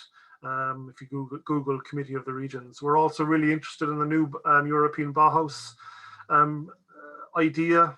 And that we are also lobbying that, I suppose, citizens and a place-based focus is important with regard to that project. We also use the buzzword that one size doesn't fit all, that you're going to have to tailor make some of these projects like the new European Bauhaus to cities and regions. So, and we have plenty of other flagships that I could speak about, and I'm very, very open to different questions. For me, the Committee of the Regions has been a huge journey of discovery. And one of the elements that we're looking at the moment in the Committee of the Regions is try to move the Committee of the Regions away from being just an opinion body. So yes, do the same amount of opinions, but also communicate what's actually going on in the cities, the regions. And I have a huge element in promoting small towns, small cities. Sometimes their voices are completely forgotten about. And the interesting thing about the Committee of the Regions is that I get to sit next to mayors of big cities and regional presidents of big regions, but we all have the same voice, and all of our voices are important. So that's what I was asked to share with you this afternoon from the Committee of the Regions perspective. And if anyone has any questions, by all means, ask away. Thank you so much, Kieran, for these insights of the European Committee of Regions, and especially the last part of your presentation really sort of touched me, give the voices to the small actors and small cities, towns, and give a voice to everyone. That really is, for me, and I think for many others, a key point. And thanks for stressing this concerning culture and regions. Marcus, I would hand the word to you. Thank you, Celine, and thank you, Kieran McCarthy, for your words, for your presence here, and also very much for your work in the Committee of Regions. As permanent representative of Alentejo in Brussels, I have to say that we are very, very proud of being part of REGAB. You mentioned REGAB. REGAB is instrumental on that new role for the Committee of Regions, and indeed a new way of addressing policy making and the legislative procedure and process in Europe. We are members from REGAB. We are members of REGAB from the first hour, and we keep committed to that project. So thank you so much. Now we are moving to a totally different perspective and also different language. We are moving to French. As I said, we are going to use the 3 working languages during the event. And if there is one festival in Europe that you can't miss, that's the World Music Festival in Sines, because it's really wonderful. That's one of the most important festivals in Europe. We are extremely proud of having it in Alentejo.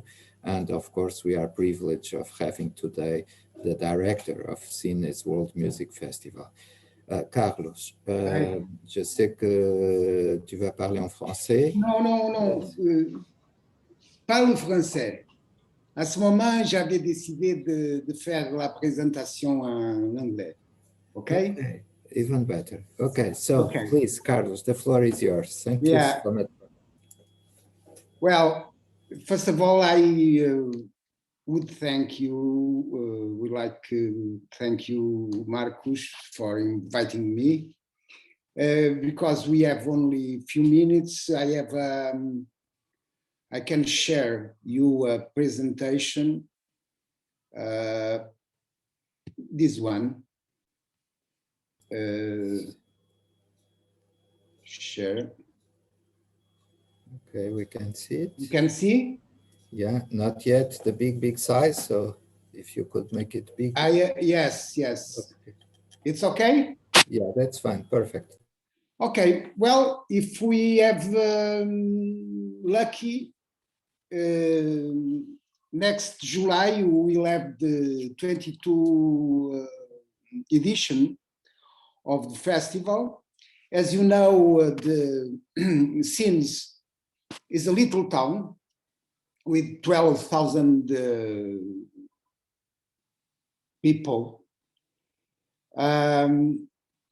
Maybe the pandemic will be, and now,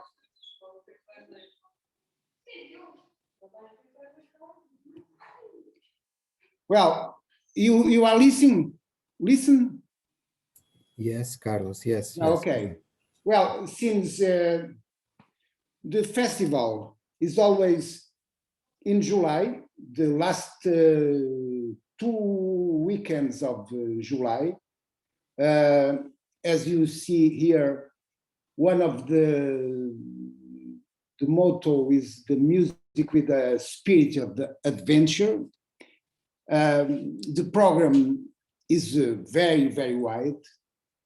The places, the stages are in historic urban settings. And as you know, also the coast here is very, very important and beautiful. Birth of the festival in 1999 is organized by the city council. The initial aim, first edition and second, the intention was to show international music expressions in the castle, inside castle. The vision is a public service festival, an open and including musical experience. The values, the artistic merit, the authenticity, the intercultural dialogue, and the most important for us is we believe that art can help understand and humanize the other. The program is 85% international artists, all continents, styles and genres. The special attention to artists from poor regions of the world and from less media exposed styles of music. It's not only concerts, exhibitions, workshops, storytelling, guided tours, record and book fair, artist residencies.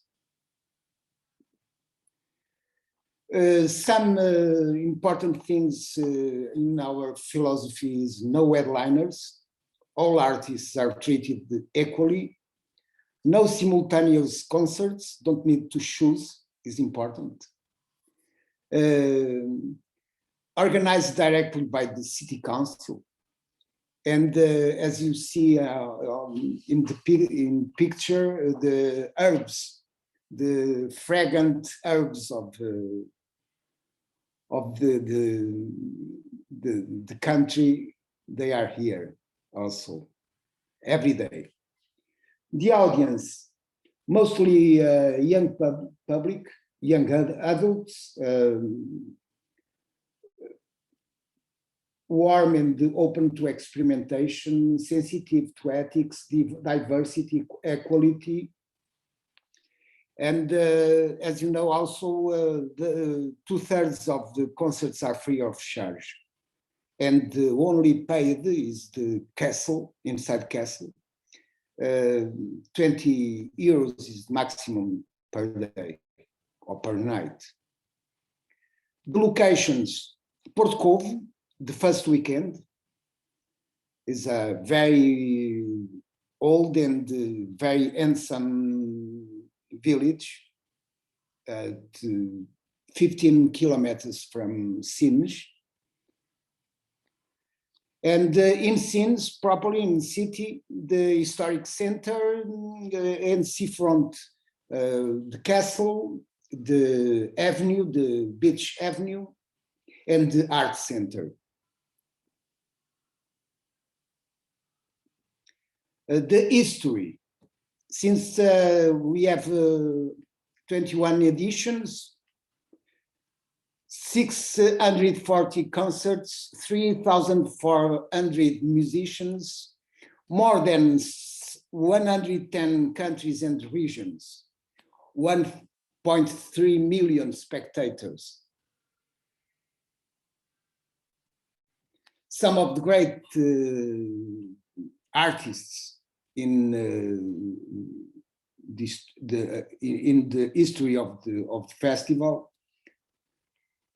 Here we can see what we have been since the beginning. The 5 continents. Local impact is important because it's public service, but it's also to help and to increase the region. And also we have 1.5 million revenue for commerce, restaurants, accommodations, 3 million per year of media coverage value, and 100 credit journalists per year, most of them from the other countries. The awards we received, the F Award 2017 is by the IFA. Iberian Festival Awards, lots of them, the Tourist Promotion Cultural Program, best lineup. And that's all. Thank you, Carlos. Thank you so much. If you have time, I have, but we have time to. So sorry, Carlos, we don't have time. We Yeah, are okay. like really late, and we have the live concert after this, after the debate, so we can't be late because if not, the artists will be waiting somewhere in Europe. So thank you so much, Carlos. Okay, as I said, this is the only festival in Europe you can't miss. It's really amazing. What you do is amazing.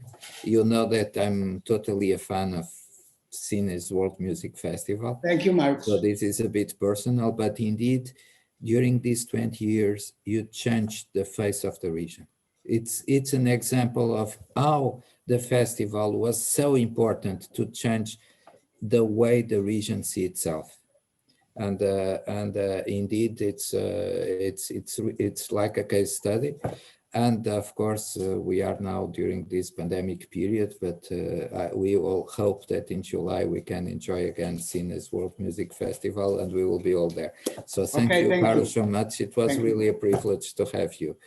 Thank you. So Celine, please, can you introduce the next speaker? Yes, for sure.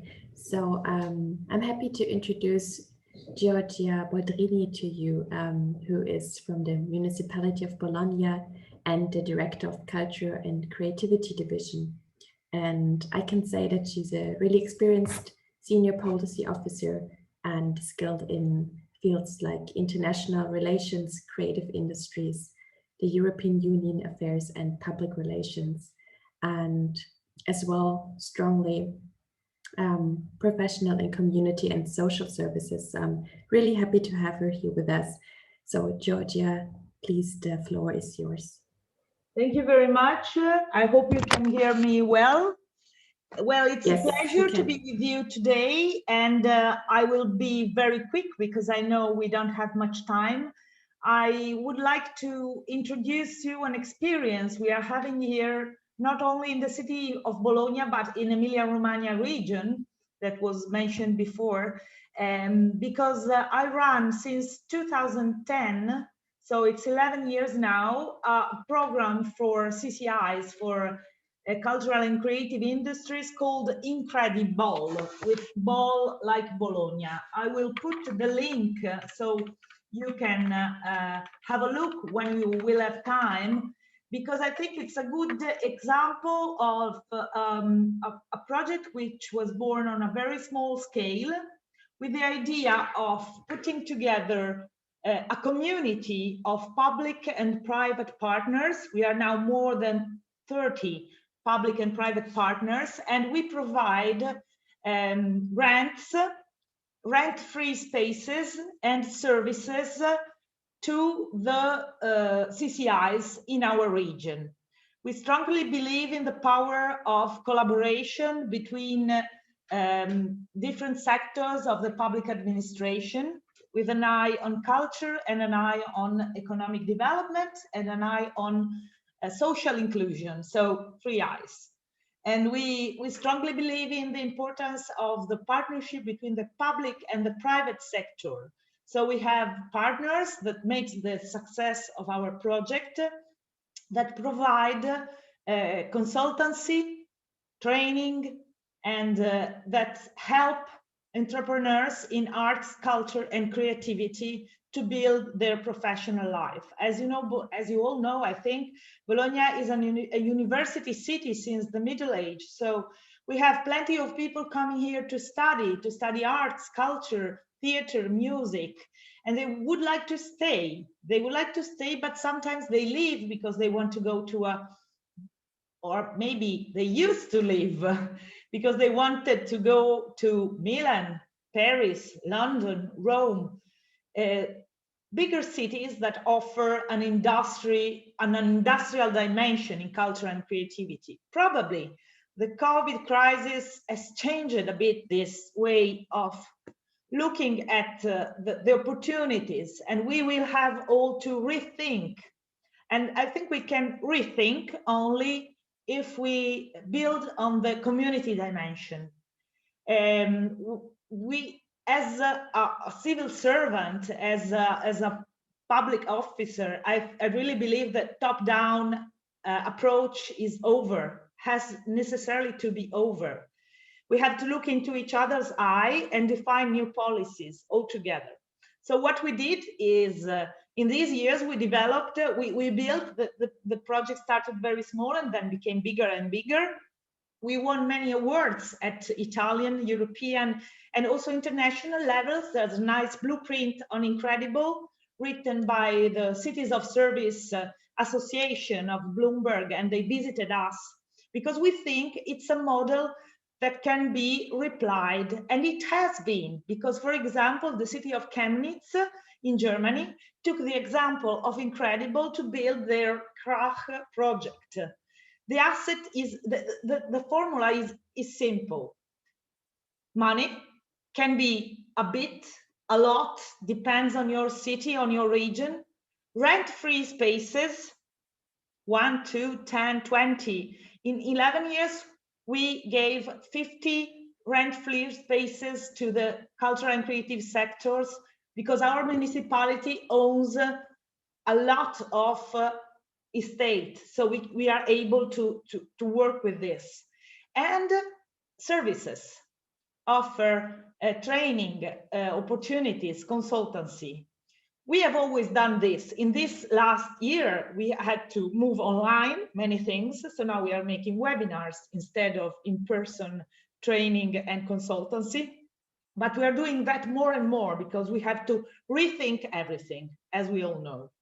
So last year, we had a special edition on the reaction of the to the COVID crisis that awarded €500,000 to 34 organizations in the arts, culture, and creative sector in Emilia-Romagna region.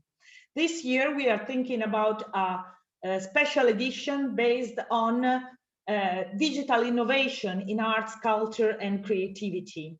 So the formula of 2021 will be about digital innovation. I just wanted to share with you the idea of the importance of updating the policies on culture, arts, culture, and creativity. Have an eye not only on the sector, but on the connections, and not only on the public, but always listening and monitoring and talking to the private sector, because most of our partners are from the private sector. And I think this is the formula, the only formula we can have to find a new way to be useful as a cultural public sector in the future. So, considering that this session is called Communities, if I'm not wrong, I think this is really the key word, and the key word is create new links and imagine new ways, be creative bureaucracy, as Charles Landry says, and build an alliance between the public and the private sector and local authorities and regional authorities.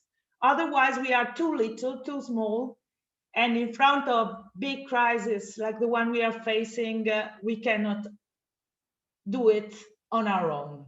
So that's all, because we don't have time, but I will be more than happy if someone of you wants to know more. I will text my email, and I hope we can keep in touch. Thank you very much. Thank you so much, Giorgia, for these many good and great insights and ideas. I don't even know what to comment first, but it was really good, really great what you do, and impressive, the project. And especially thank you for stressing this community thought and idea and how important it is to rethink what we do now. I think this was the panel all about. So thank you very much for being here. Marcus, I hand over to you. Thank you, Celine. Now we are approaching the end of our panel. I have to apologize particularly to our artists and the producer, because the live concert, it's late, we are late, we run late. Okay, there is so many things to say.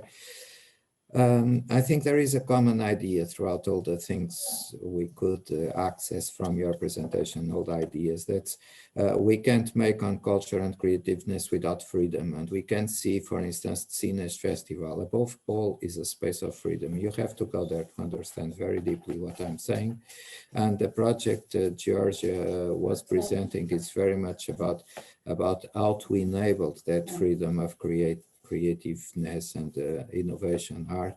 The same with the role that Kieran is playing in his city and as member of European Committee of Regions. So freedom to create is the smartest possible idea for communities. And now we are going to have a very particular and important presentation about smart communities.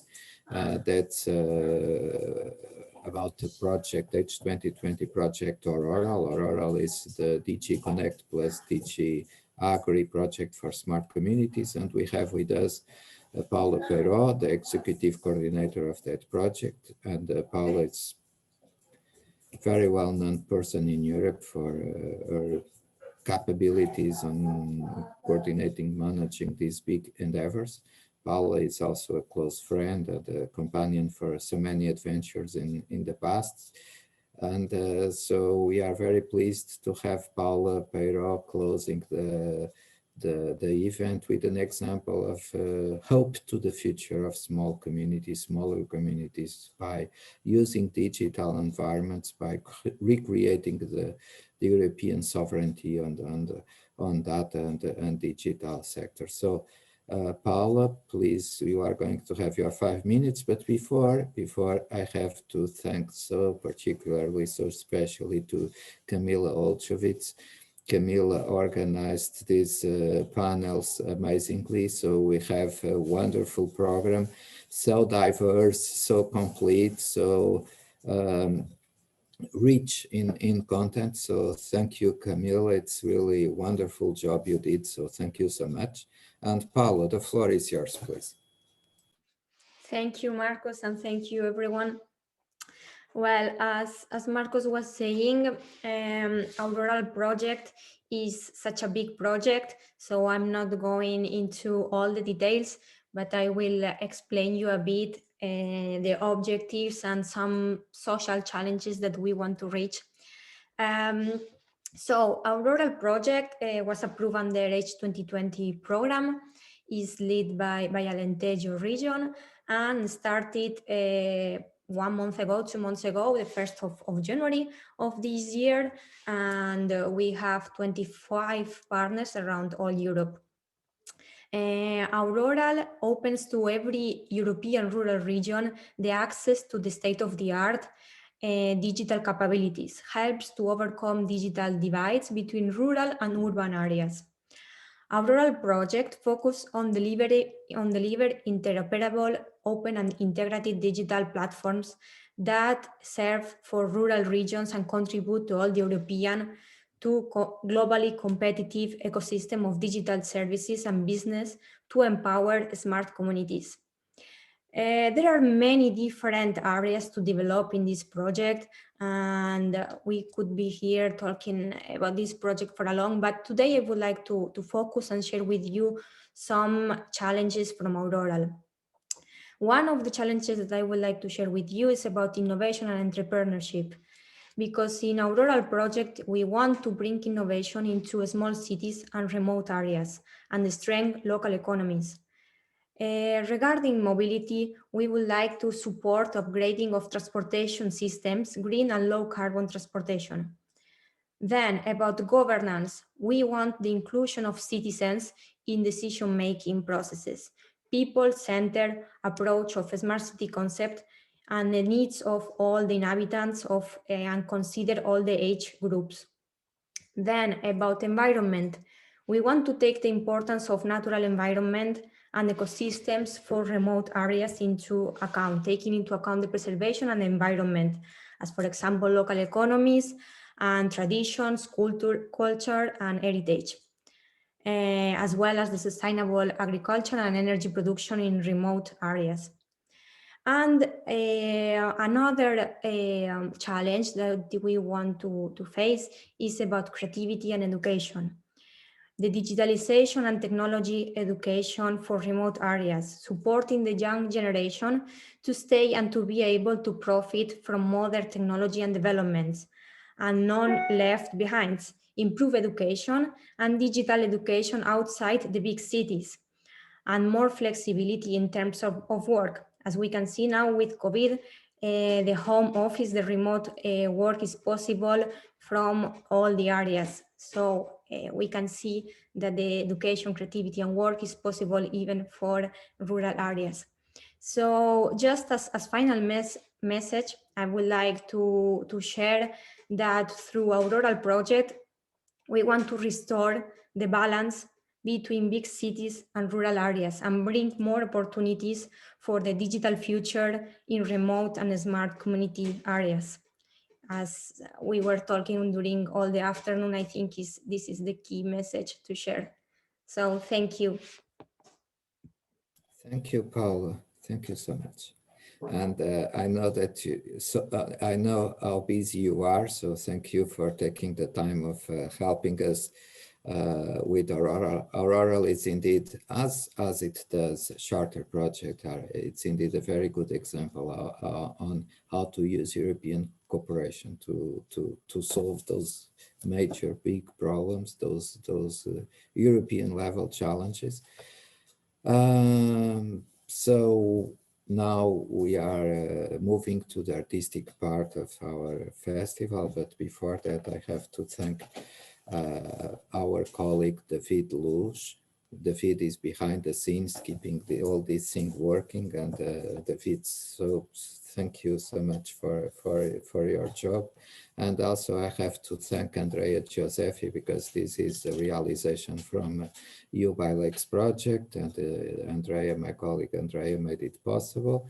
And also, of course, our colleagues, the producer, Invisible City producer, that's a very, very interesting endeavor and a venture of opportunities for starting and emerging artists. And I have to say that I'm extremely happy, thankful, and proud of sharing this organization with Invisible City to produce the live concerts and the music part of the event. So Celine, please help me closing this moment. If not, I will keep talking. Okay, I interrupt you here. So as well from my side, thanks to all of the speakers from today and all the people involved behind the scenes. Thanks to you, Marcus, for the moderation. I really enjoyed today's session and being able to taking part and participate. I really enjoyed all the speeches and ideas and thoughts, and I think it was really great to exchange here. So now I'm happy to introduce or announce that we are able to enjoy a live concert by Kavin Le Penick, who's making it available to enjoy some music and his live concert, and I'm really looking forward to this. Thank you all so much, and have a great evening and a great concert. Thank you. Okay, so I guess this is now the moment for our live concert. Thank you so much, Marcos, for your kind words. Celine, thank you so much for introducing us. So for those of you who are with us for the first time, we are Invisible City, and we're a non-profit, and our mission is to help emerging artists to perform more and get paid fairly. So today we are presenting you with our last, third concert during this festival. Just to remind you, on Tuesday, we traveled to Andalusia, to Sevilla, to meet Gracie Rodriguez. Yesterday, we had Katerina Ldokova, who was born in Belarus and grew up in Portugal, and she presented her ethno-jazz to us. And today, it is going to be Kavin Le Penick. He was born in Brest, in Brittany, in the northern part of France. And right now, he is finishing his studies of music and harp and Celtic tradition. In Rennes. So today he is live from Rennes, from a very beautiful house that he will present to us. It has lots of history. When Marcos approached to us and said, well, we would love to explore the north of Europe and maybe something fantastic from Ireland or France. And that's how we started looking for an artist. And we discovered Kevin, and we were thrilled to discover the way he lives the tradition. So for him, being a composer of traditional music today is learning from all of the history of that music and finding new poetry for this music and finding new, more dynamic way to perform it. And what you will hear during this concert is his interpretation of the classical themes, maybe lesser known themes from Brittany, sometimes from Ireland and Scotland. And before we start, before Kevin plays his wonderful music, I have a couple of tips on how to enjoy this concert best. First of all, please find the volume button on your computer. It's very important. And make sure that you can hear Kevin well and adjust the volume to your liking. Second, if you have any trouble during the concert and you're not able to hear the music, please find people here in this room who has invisible city on top as a halo and write to them in private. Luisa and Viola, my colleagues, will help you. Third, we'll have a special moment of the concert where you'll be able to ask Kevin questions. So don't be shy. You have about 30 minutes to think about a question and make sure that you can learn as much about his history, about the heritage that he represents. And finally, very important, here at this concert, it's absolutely okay to unmute yourself and applaud after each song. So don't be shy, unmute yourself and show to all of us and to Kevin that you're with us, that you're enjoying, and that we are together at this last concert of the EU Wilex Festival. Thank you so much. Kevin, please. Hello, everyone. So yeah, my name is Kevin. I was born in Brittany, Brest, which is the other side of Brittany, so in the western part on the coast. And now I do my music studies in Rennes. So I'm studying traditional Breton music for the most part, but we also learn a lot of different traditions from everywhere in the world. So here I am in my old apartment, which is in the very historic center of Rennes. So maybe I can show you a bit of our special landscape. So this is my room. There are very old beams everywhere, very old floor, not here, but some in other parts of the apartment. So yeah, we're good. Okay, all lined.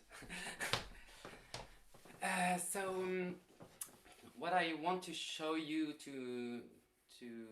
today is some of traditional Breton music. I do listen to a lot of old songs and melodies, dances from Brittany.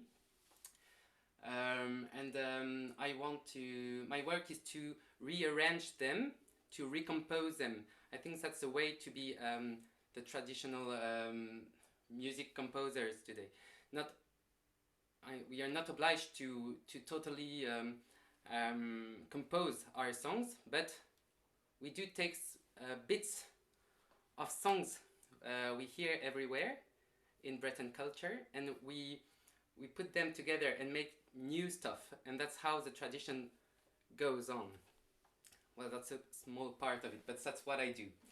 So what I would like to do first is a song that I wrote maybe 2 years ago. So it's the first song I wrote fully, and that now I play in concerts. So I really wanted to write it in the Breton style, and it tells the story of a magpie and a seamstress. So it's called The Magpie and the Seamstress, La Pie et la Couturière. And it's like a fable. The magpie is making her nest in the gutter of a seamstress house. And the seamstress is very nice, so she wants to help the magpie, and she gives her strands of wool to make her nest. But the magpie is quite malicious, and she steals a needle from the seamstress, and so the seamstress obviously is mad, and she wants it back. But the magpie says, "Okay, I'll give you your needle back, but you will need to give me strands of velvet, and I'll give you your needle back." But obviously the seamstress is outraged, and she kicks out the poor magpie from her house. So I said needle. In the song, it's actually a Gallo word that you will hear.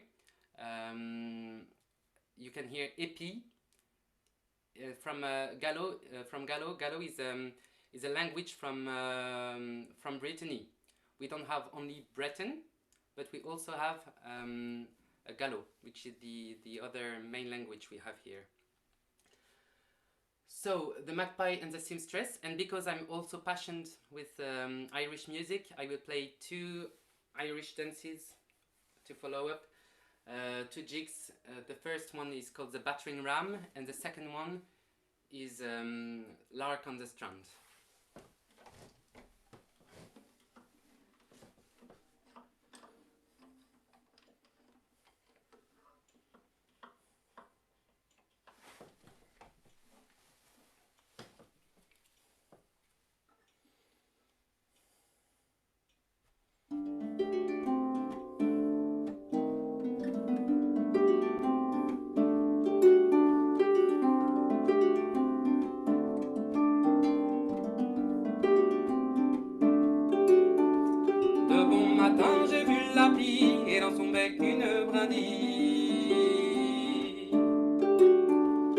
Préparait pour le printemps de faire un nid pour ses enfants.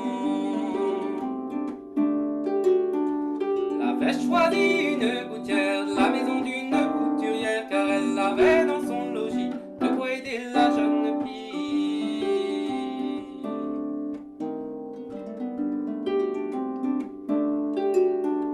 L'avait choisi une pelote de laine, 3 brins d'un bleu de méthylène. L'avait choisi une pelote de laine. Il n'y avait pas plus beau nid que celui de la jeune fille.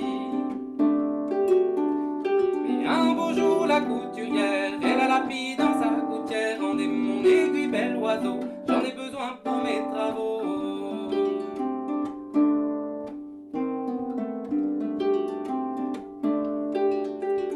La pie était bien malicieuse, aujourd'hui même d'humeur joueuse. La pie était bien malicieuse.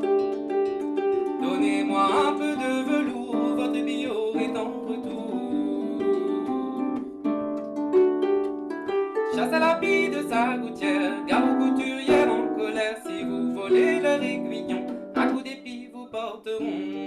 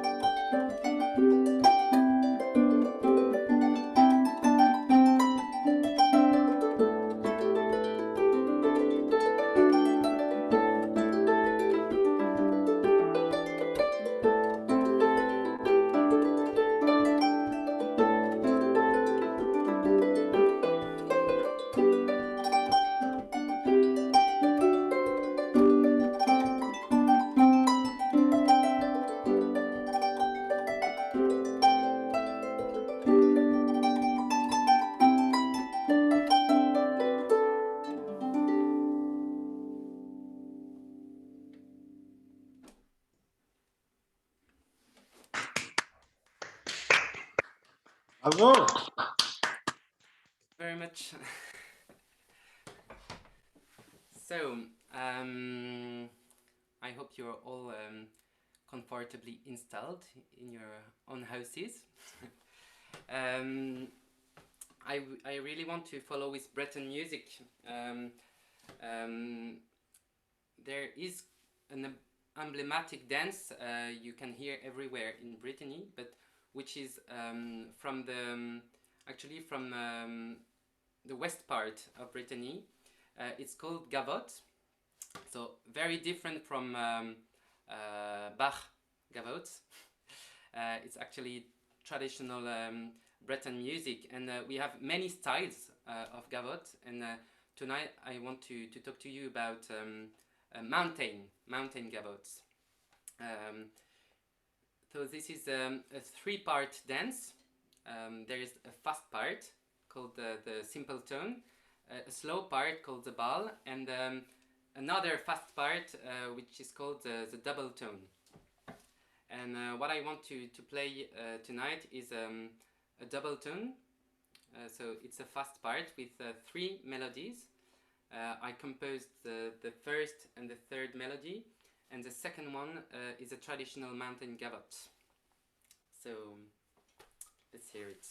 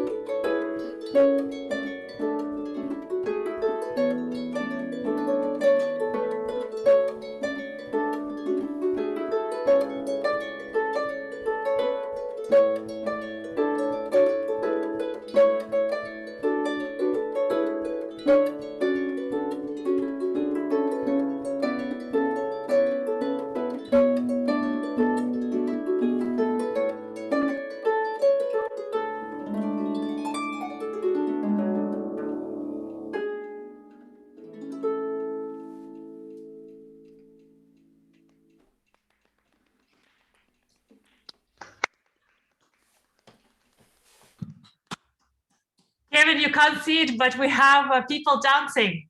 Oh, cool. Oh, you should see. Please dance at home. If you know the dance, and even if you don't, just feel the rhythm and do whatever you want. We need dance. It's really nice. Thank you, Kevin. So let's stay with Breton music. I have a Breton suite with 3 pieces. So the first one is a song to make the bride cry. Long ago, during some Breton weddings, musicians had to compose a song, a melody, to make the bride cry, because it was a sad time. The bride was supposed to leave her parents' house to go live with her husband. So it's happy and it's sad at the same time. So the Breton musicians had to compose the most beautiful melody, the most delicate, to make the bride cry. So that's the origin of the first tune. And the second tune is a song called Le Chemin d'Amourette, which means the path of little love, the path of little love, and it's about a girl that is being picked up by a group of boys, and they want her to kiss them, and she's like, "I'm sorry, I'm more about singing songs than kissing boys, and I already have a boyfriend, which is a fisherman in a town called La Rochelle," and that's how the song ends. And the last part will be another Breton dance, which is called the Rond de Loudéac, the Loudéac round. Actually, it's a 3-part dance like the gavotte, but I will play a fast part again, so the Rond de Loudéac, with 3 melodies, all traditional.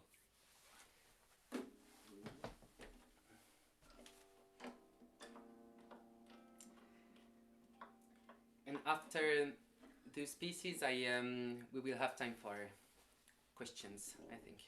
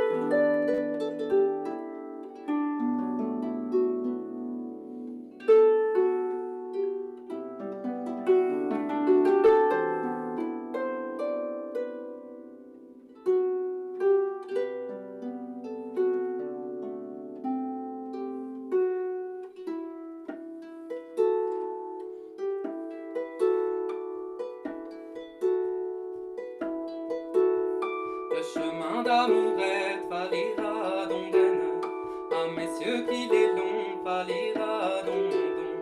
Ah messieurs qu'il est long, ah messieurs qu'il est long. Embrassez-nous la belle, falira don don. Et nous la coursirons, falira don don. Et nous la coursirons, et nous la coursirons. Je ne suis point fillette, falira don don. Embrassez les garçons, falira don don. Embrassez les garçons, embrassez les garçons.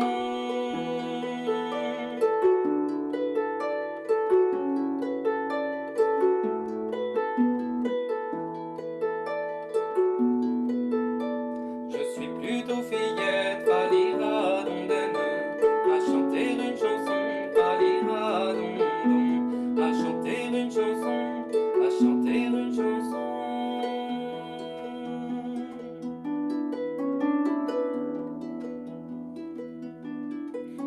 Filant ma quenouillette, falira don don.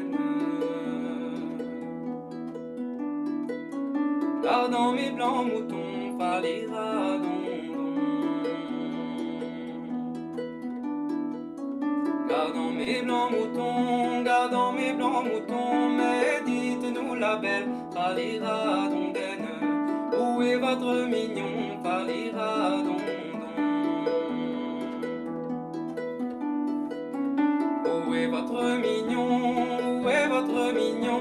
Il est à La Rochelle, falira don don. À la pêche du poisson, falira don don. À la pêche du poisson, à la pêche du poisson. Mais dites-nous la belle, falira don don. Quel poisson pêche-t-on, falira don don. Quel poisson pêche-t-on, quel poisson pêche-t-on?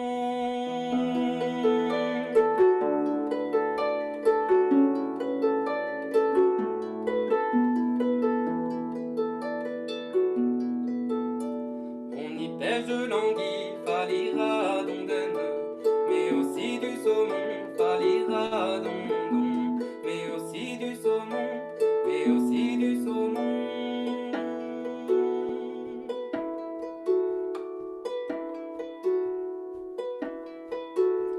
On y pêche de la carpe, falira don don. Les trois royaux poissons, falira don don. Les trois royaux poissons, les trois royaux poissons.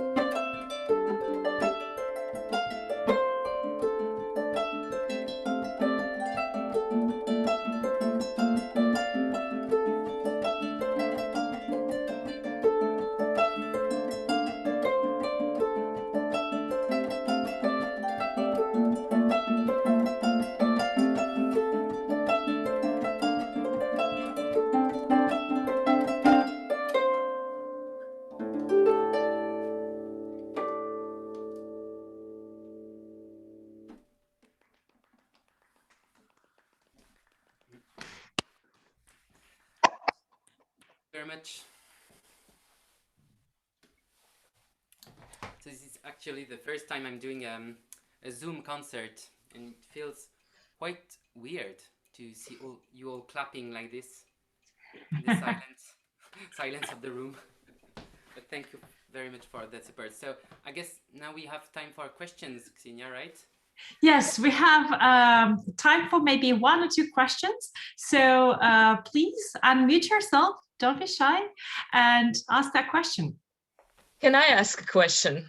Please. Kevin, merci Braz. It was absolutely gorgeous. You definitely don't remember me, but I remember you from Brest 2018 sessions in the cottage, in the bar, and we were a bunch of international lecturers in UBO. And you were sessioning with my friends from Ireland, Ken and Katrina. So it's really great to see you and see that your music is developing. Well, as a harpist myself, I have a technical question. This song, Le Chemin d'Amourette, is it your song or is it a traditional one? And how can I get the music score if it's yours? Can I buy it from you? Because it's just gorgeous tune. Thank you very much, Ksenia. Your face is familiar to me. I'm very, very bad with names, but I really have a good memory of the faces. So well, that's great because it's been 3 years already. Yeah. Thank you for telling me. So Le Chemin d'Amourette is a traditional song. I don't have scores yet for this song. Most of the time I don't write my music. I make it, and then I stabilize the path, but it's stuck in my memory. But I don't always write the music. But if I do, I'll tell on the social media that I wrote some. You should. You have absolutely fantastic arrangements, so you should definitely try. I understand this because I never write down the scores of my own arrangements because they're in my head, so I totally relate to this.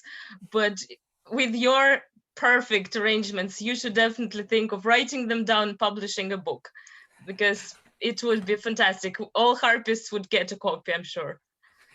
Thank you very much. Merci, Braz, Kevin. Thank you, Ksenia. Please, we have another question. Time for another question. Who would like to ask this? Can I intervene? Of course, please. Yeah, no, it's Kevin. Thanks very much. I'm from Ireland, so it's great to hear the hints of Irish traditional music. I mean, how did you get into Irish traditional music? I love the marrying of the different, whether it's Scottish or French or Irish. It's really interesting, especially the very jig-like music that you've created. So yeah, my question is just on the Irish traditional music side of it, and yeah, why do you love it so much? Oh, okay. Thank you for your question, Kieran. So when I was a child, my parents used to listen a lot of Irish music, but from what we call the Celtic countries, from Ireland, from Scotland, from England, Brittany, and so I was like in a bath of those musics, and my parents they named me Kevin after I think after the fiddler Kevin Burke, which is an Irish fiddler, violinist, and I don't know really why I had that special connection with Irish music, but maybe it comes from that, the fact that I was used to hear that music, and because of the the groove inside the music also is quite mesmerizing to me. I'm a bit stuck with that kind of energy that flows and never stops, and is always seems so controlled by Irish musicians. So I think that's what fascinates me in that kind of music. Kevin, we have a question from somebody named Francois Le Penick. Oh, yeah. And the question is there an album coming soon? Oh, yeah, I do have an album coming next week. This is my father. Thank you, Dad. Yeah, I have a duo called Biziat with another harpist, Morgan Gregory, and we are just releasing our first album next week, and so it's about Breton, Irish and Scottish music, but rearranged. So yeah, so please check out on the social media, Biziat, B-I-S-I-A-D. Thank you very much.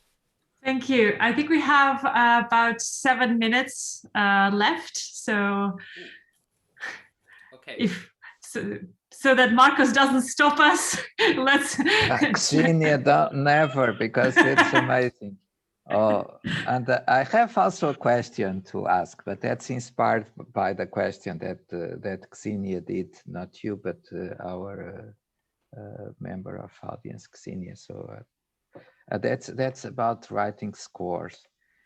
This is very personal, so I'm just sharing. But I sometimes try to be a little bit of an amateur pianist, but with no capabilities at all. And you know, it's so difficult to find a score, some sheet music, some score for these emerging artists that are discovering new things. So the only thing we can find on the web is classic music. And so please, if it's Xenia, perhaps an opportunity also for sharing is to find some way of using the web to access this, to have the special pleasure of sharing your music just by trying to play it. So thanks, Xenia, for bringing the point of scores, but sometimes it's so difficult to find it, and it's so lovely when we do so.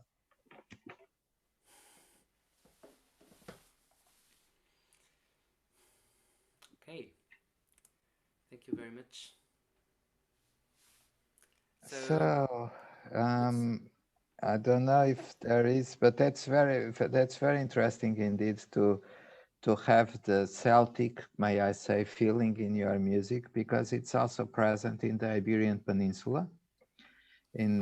So it's we can find these contacts in the sound of so in the taste of the flavor of music. So this is amazingly interesting, and we have here.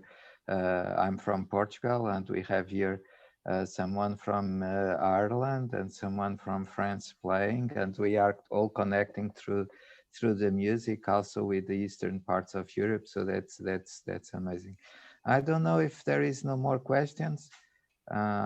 We have to keep going and following the program that Monica designed for us today. And we still have 5 minutes for this concert, so maybe we can play the last song. Xenia, sorry, go on. Yeah, please. Thank you, Marcos, for your nice comments. Maybe I will follow with, because I did a lot of Breton music, maybe I can do a bit of Irish music now, with an old tune from Turlough of O'Carolan, which is very well known from the harpists. It's a harpist, blind harpist from the late 17th century. So the song is called The Two William Davises, and the next song is a suite of 3 polkas that I heard on an album from Jack Talty and Cormac Begley, which are 2 concertina players, and I really enjoyed listening to their music, and they played 3 traditional polkas from Ireland. The first 2 are called the Slip Lucan polkas, and the last one is called Finbar Dwyers.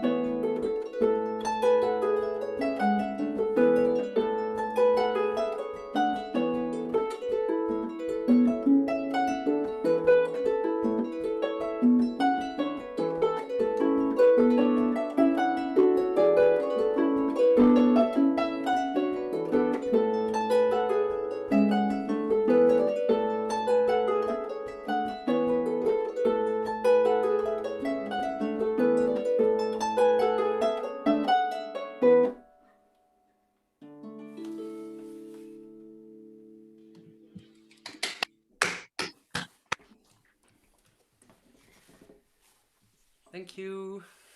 Thank you very much. I want to tell a big thank you to the Invisible City crew, especially Xenia that followed me from the start, and also Luisa and Viola that were here for the sound check.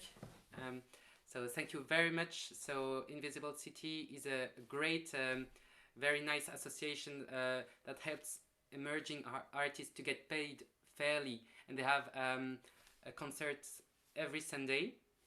For example, this weekend on Sunday we will have Edgard, which is a Portuguese player, a drum player, plays a traditional drum. So just check and please go see their website.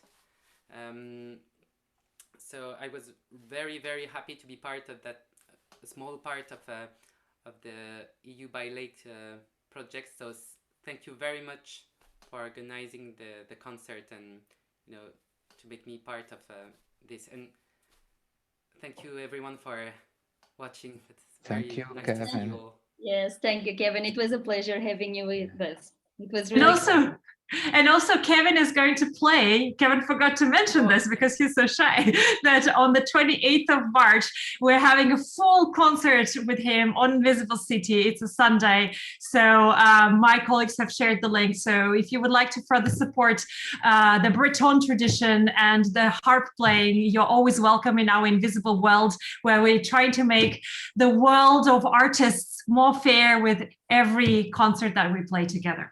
Thank you. And thank you, EU by Lakes. Thank you, Xenia. Don't miss what Invisible City is doing. And of course, thank you for all Invisible City's crew. But Xenia, a special warm thank you for your support on this organization. Monica, please, can you help us moving to the we next? are going to continue with the Xenia choice, but let me just check. I believe it's that.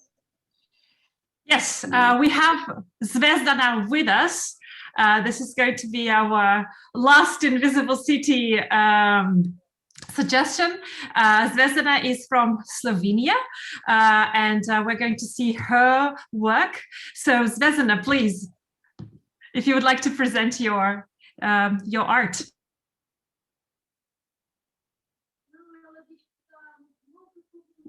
You're muted. Yes, you need to unmute yourself. Yay! Yay! Great. Hello, everybody. I'm Zvezdana from Slovenia. I'm half Serbian. My father is Serbian, and I work inside folk tradition on Slavic and Balkan territory, and I combine my sound with harp and singing and with electronic music. So basically this is what you will hear in April. So I will do some kind of ambiental folk music, also some of my original compositions. I like songs that are connected to the nature and human, like Calling the Rain or Anthems to the Sun. So I'm working on a new project at the moment where I want to find very, very old songs from my territory that is connected to the ritual praising of nature.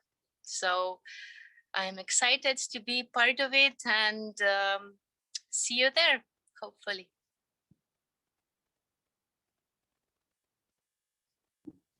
Thank you, Zvezdana. So maybe Monica, David, we can show screen the video.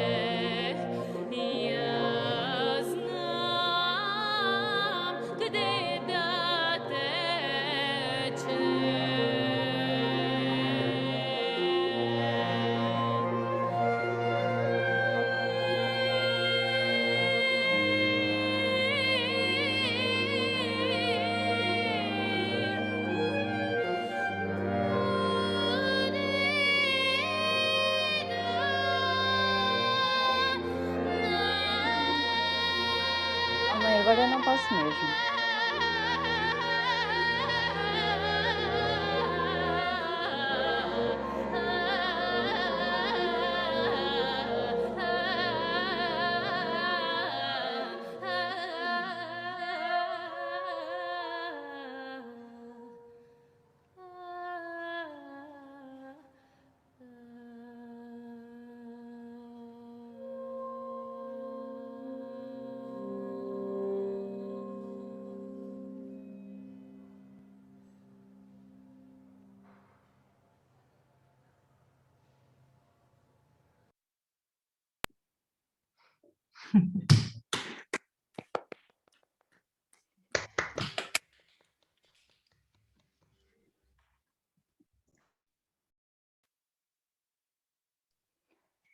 So we are now continue to travel, and this time we are going to Italy to meet Maria Rita Combatelli. I believe we don't have anyone from Italy here with us at the moment. but Maria Rita Combatelli, she's like a graduated opera singer with that has graduated with top marks, and it has played with the illustrious names, and we are going to see just a small piece of one of her plays. So I hope you enjoy.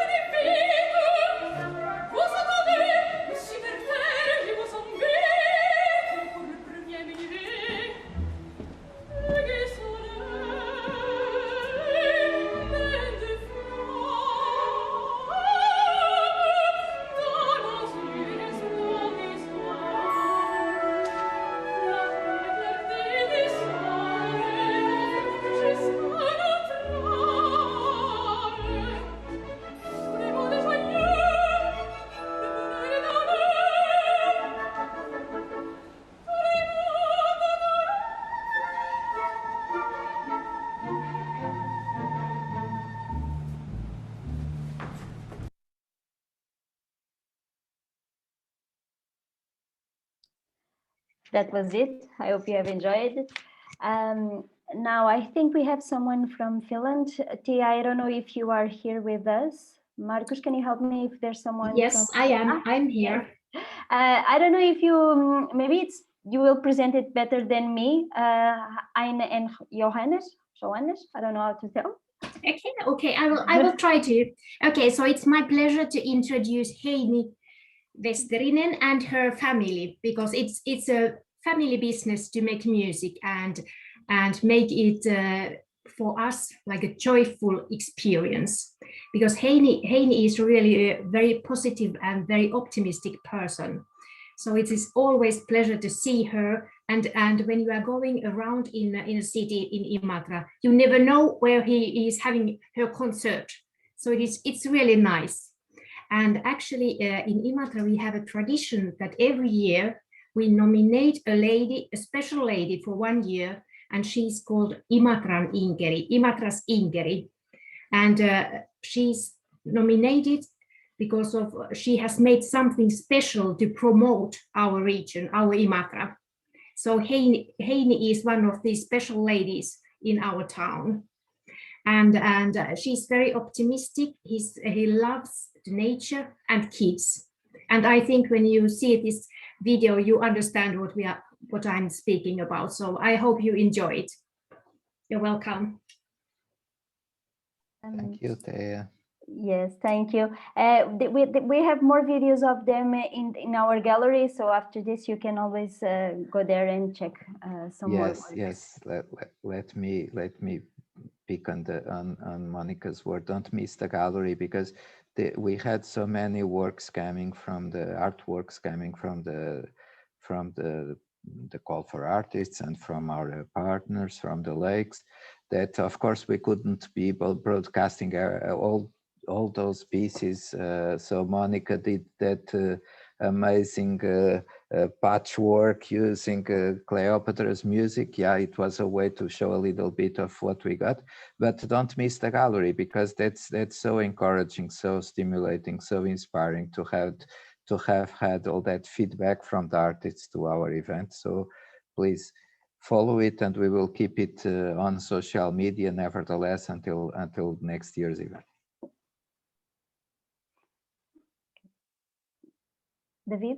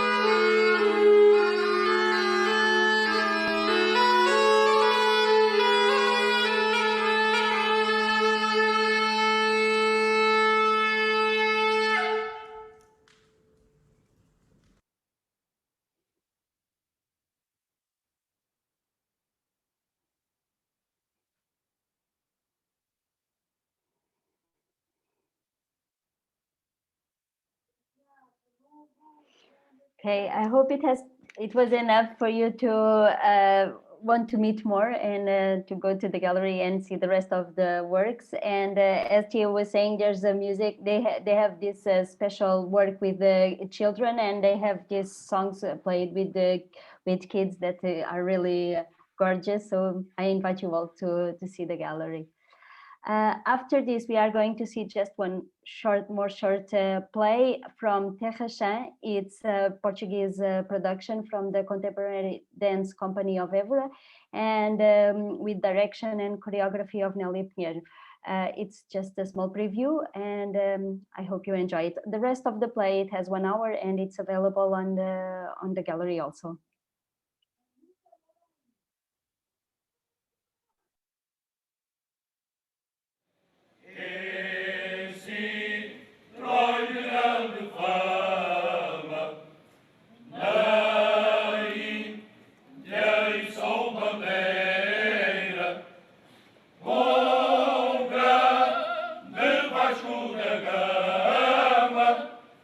Foi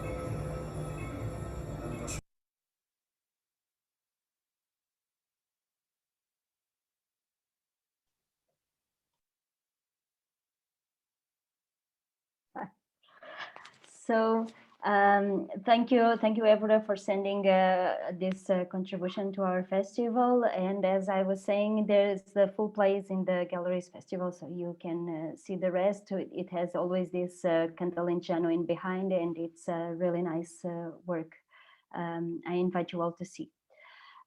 So I think it's all. Thank you all for coming, for being here with us and helping making this wonderful festival. And I hope to see you all soon. Marcus? I don't know if Thank you, Monica. And of course, this is just a little bit of a flavor of what may be on the gallery from last year, from these sessions. And also, you can't take it badly that we were closing with Alentejo, so that's normal. This event, it's online. Would it be physical? Would be in Alentejo. So I hope next time we can meet. We will never lose this digital dimension. So we will keep doing it hybrid, digital and physical, but I hope that at least some of us would be able to be together physically at Alentejo. By the lake.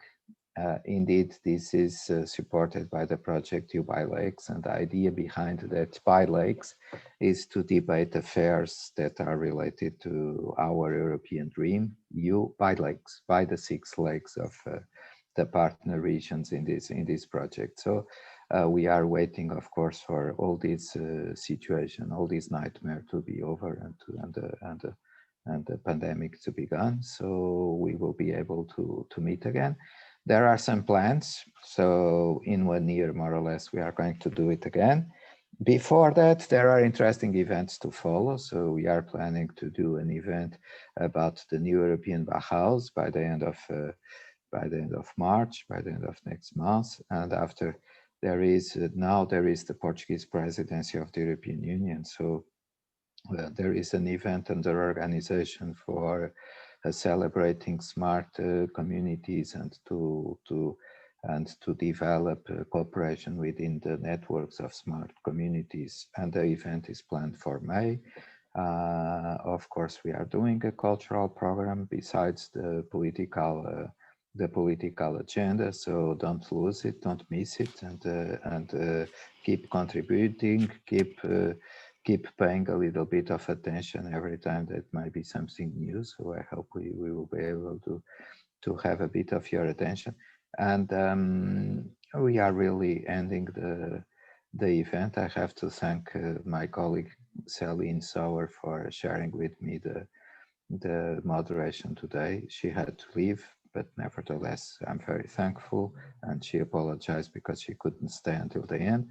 And there is a special thank you and a special word of congratulation for Monica Rogério, because you did a wonderful work on developing, designing, and organizing and playing the artistic program of this festival, with, of course, with the operational support and the programming support, the production support from Invisible City and Xenia. So it was really great. Thank you so much for that, and thank you for all the audience to be with us. I don't know how many people listen on the live, but it's going to be still on. It's going to be online still. So that's in the end, it's always normally it is a little bit of a lot of people. So we are happy to that. So thank you so much. Let's see each other online at least soon in next events, and next year physically by the Lake of Alqueva in Alentejo. Thank you so much. Have a nice evening, and enjoy one more performance of the Heart of Joy, the European anthem. Bye. See you soon. Thank you. Yes, Bye. see you soon. Bye-bye.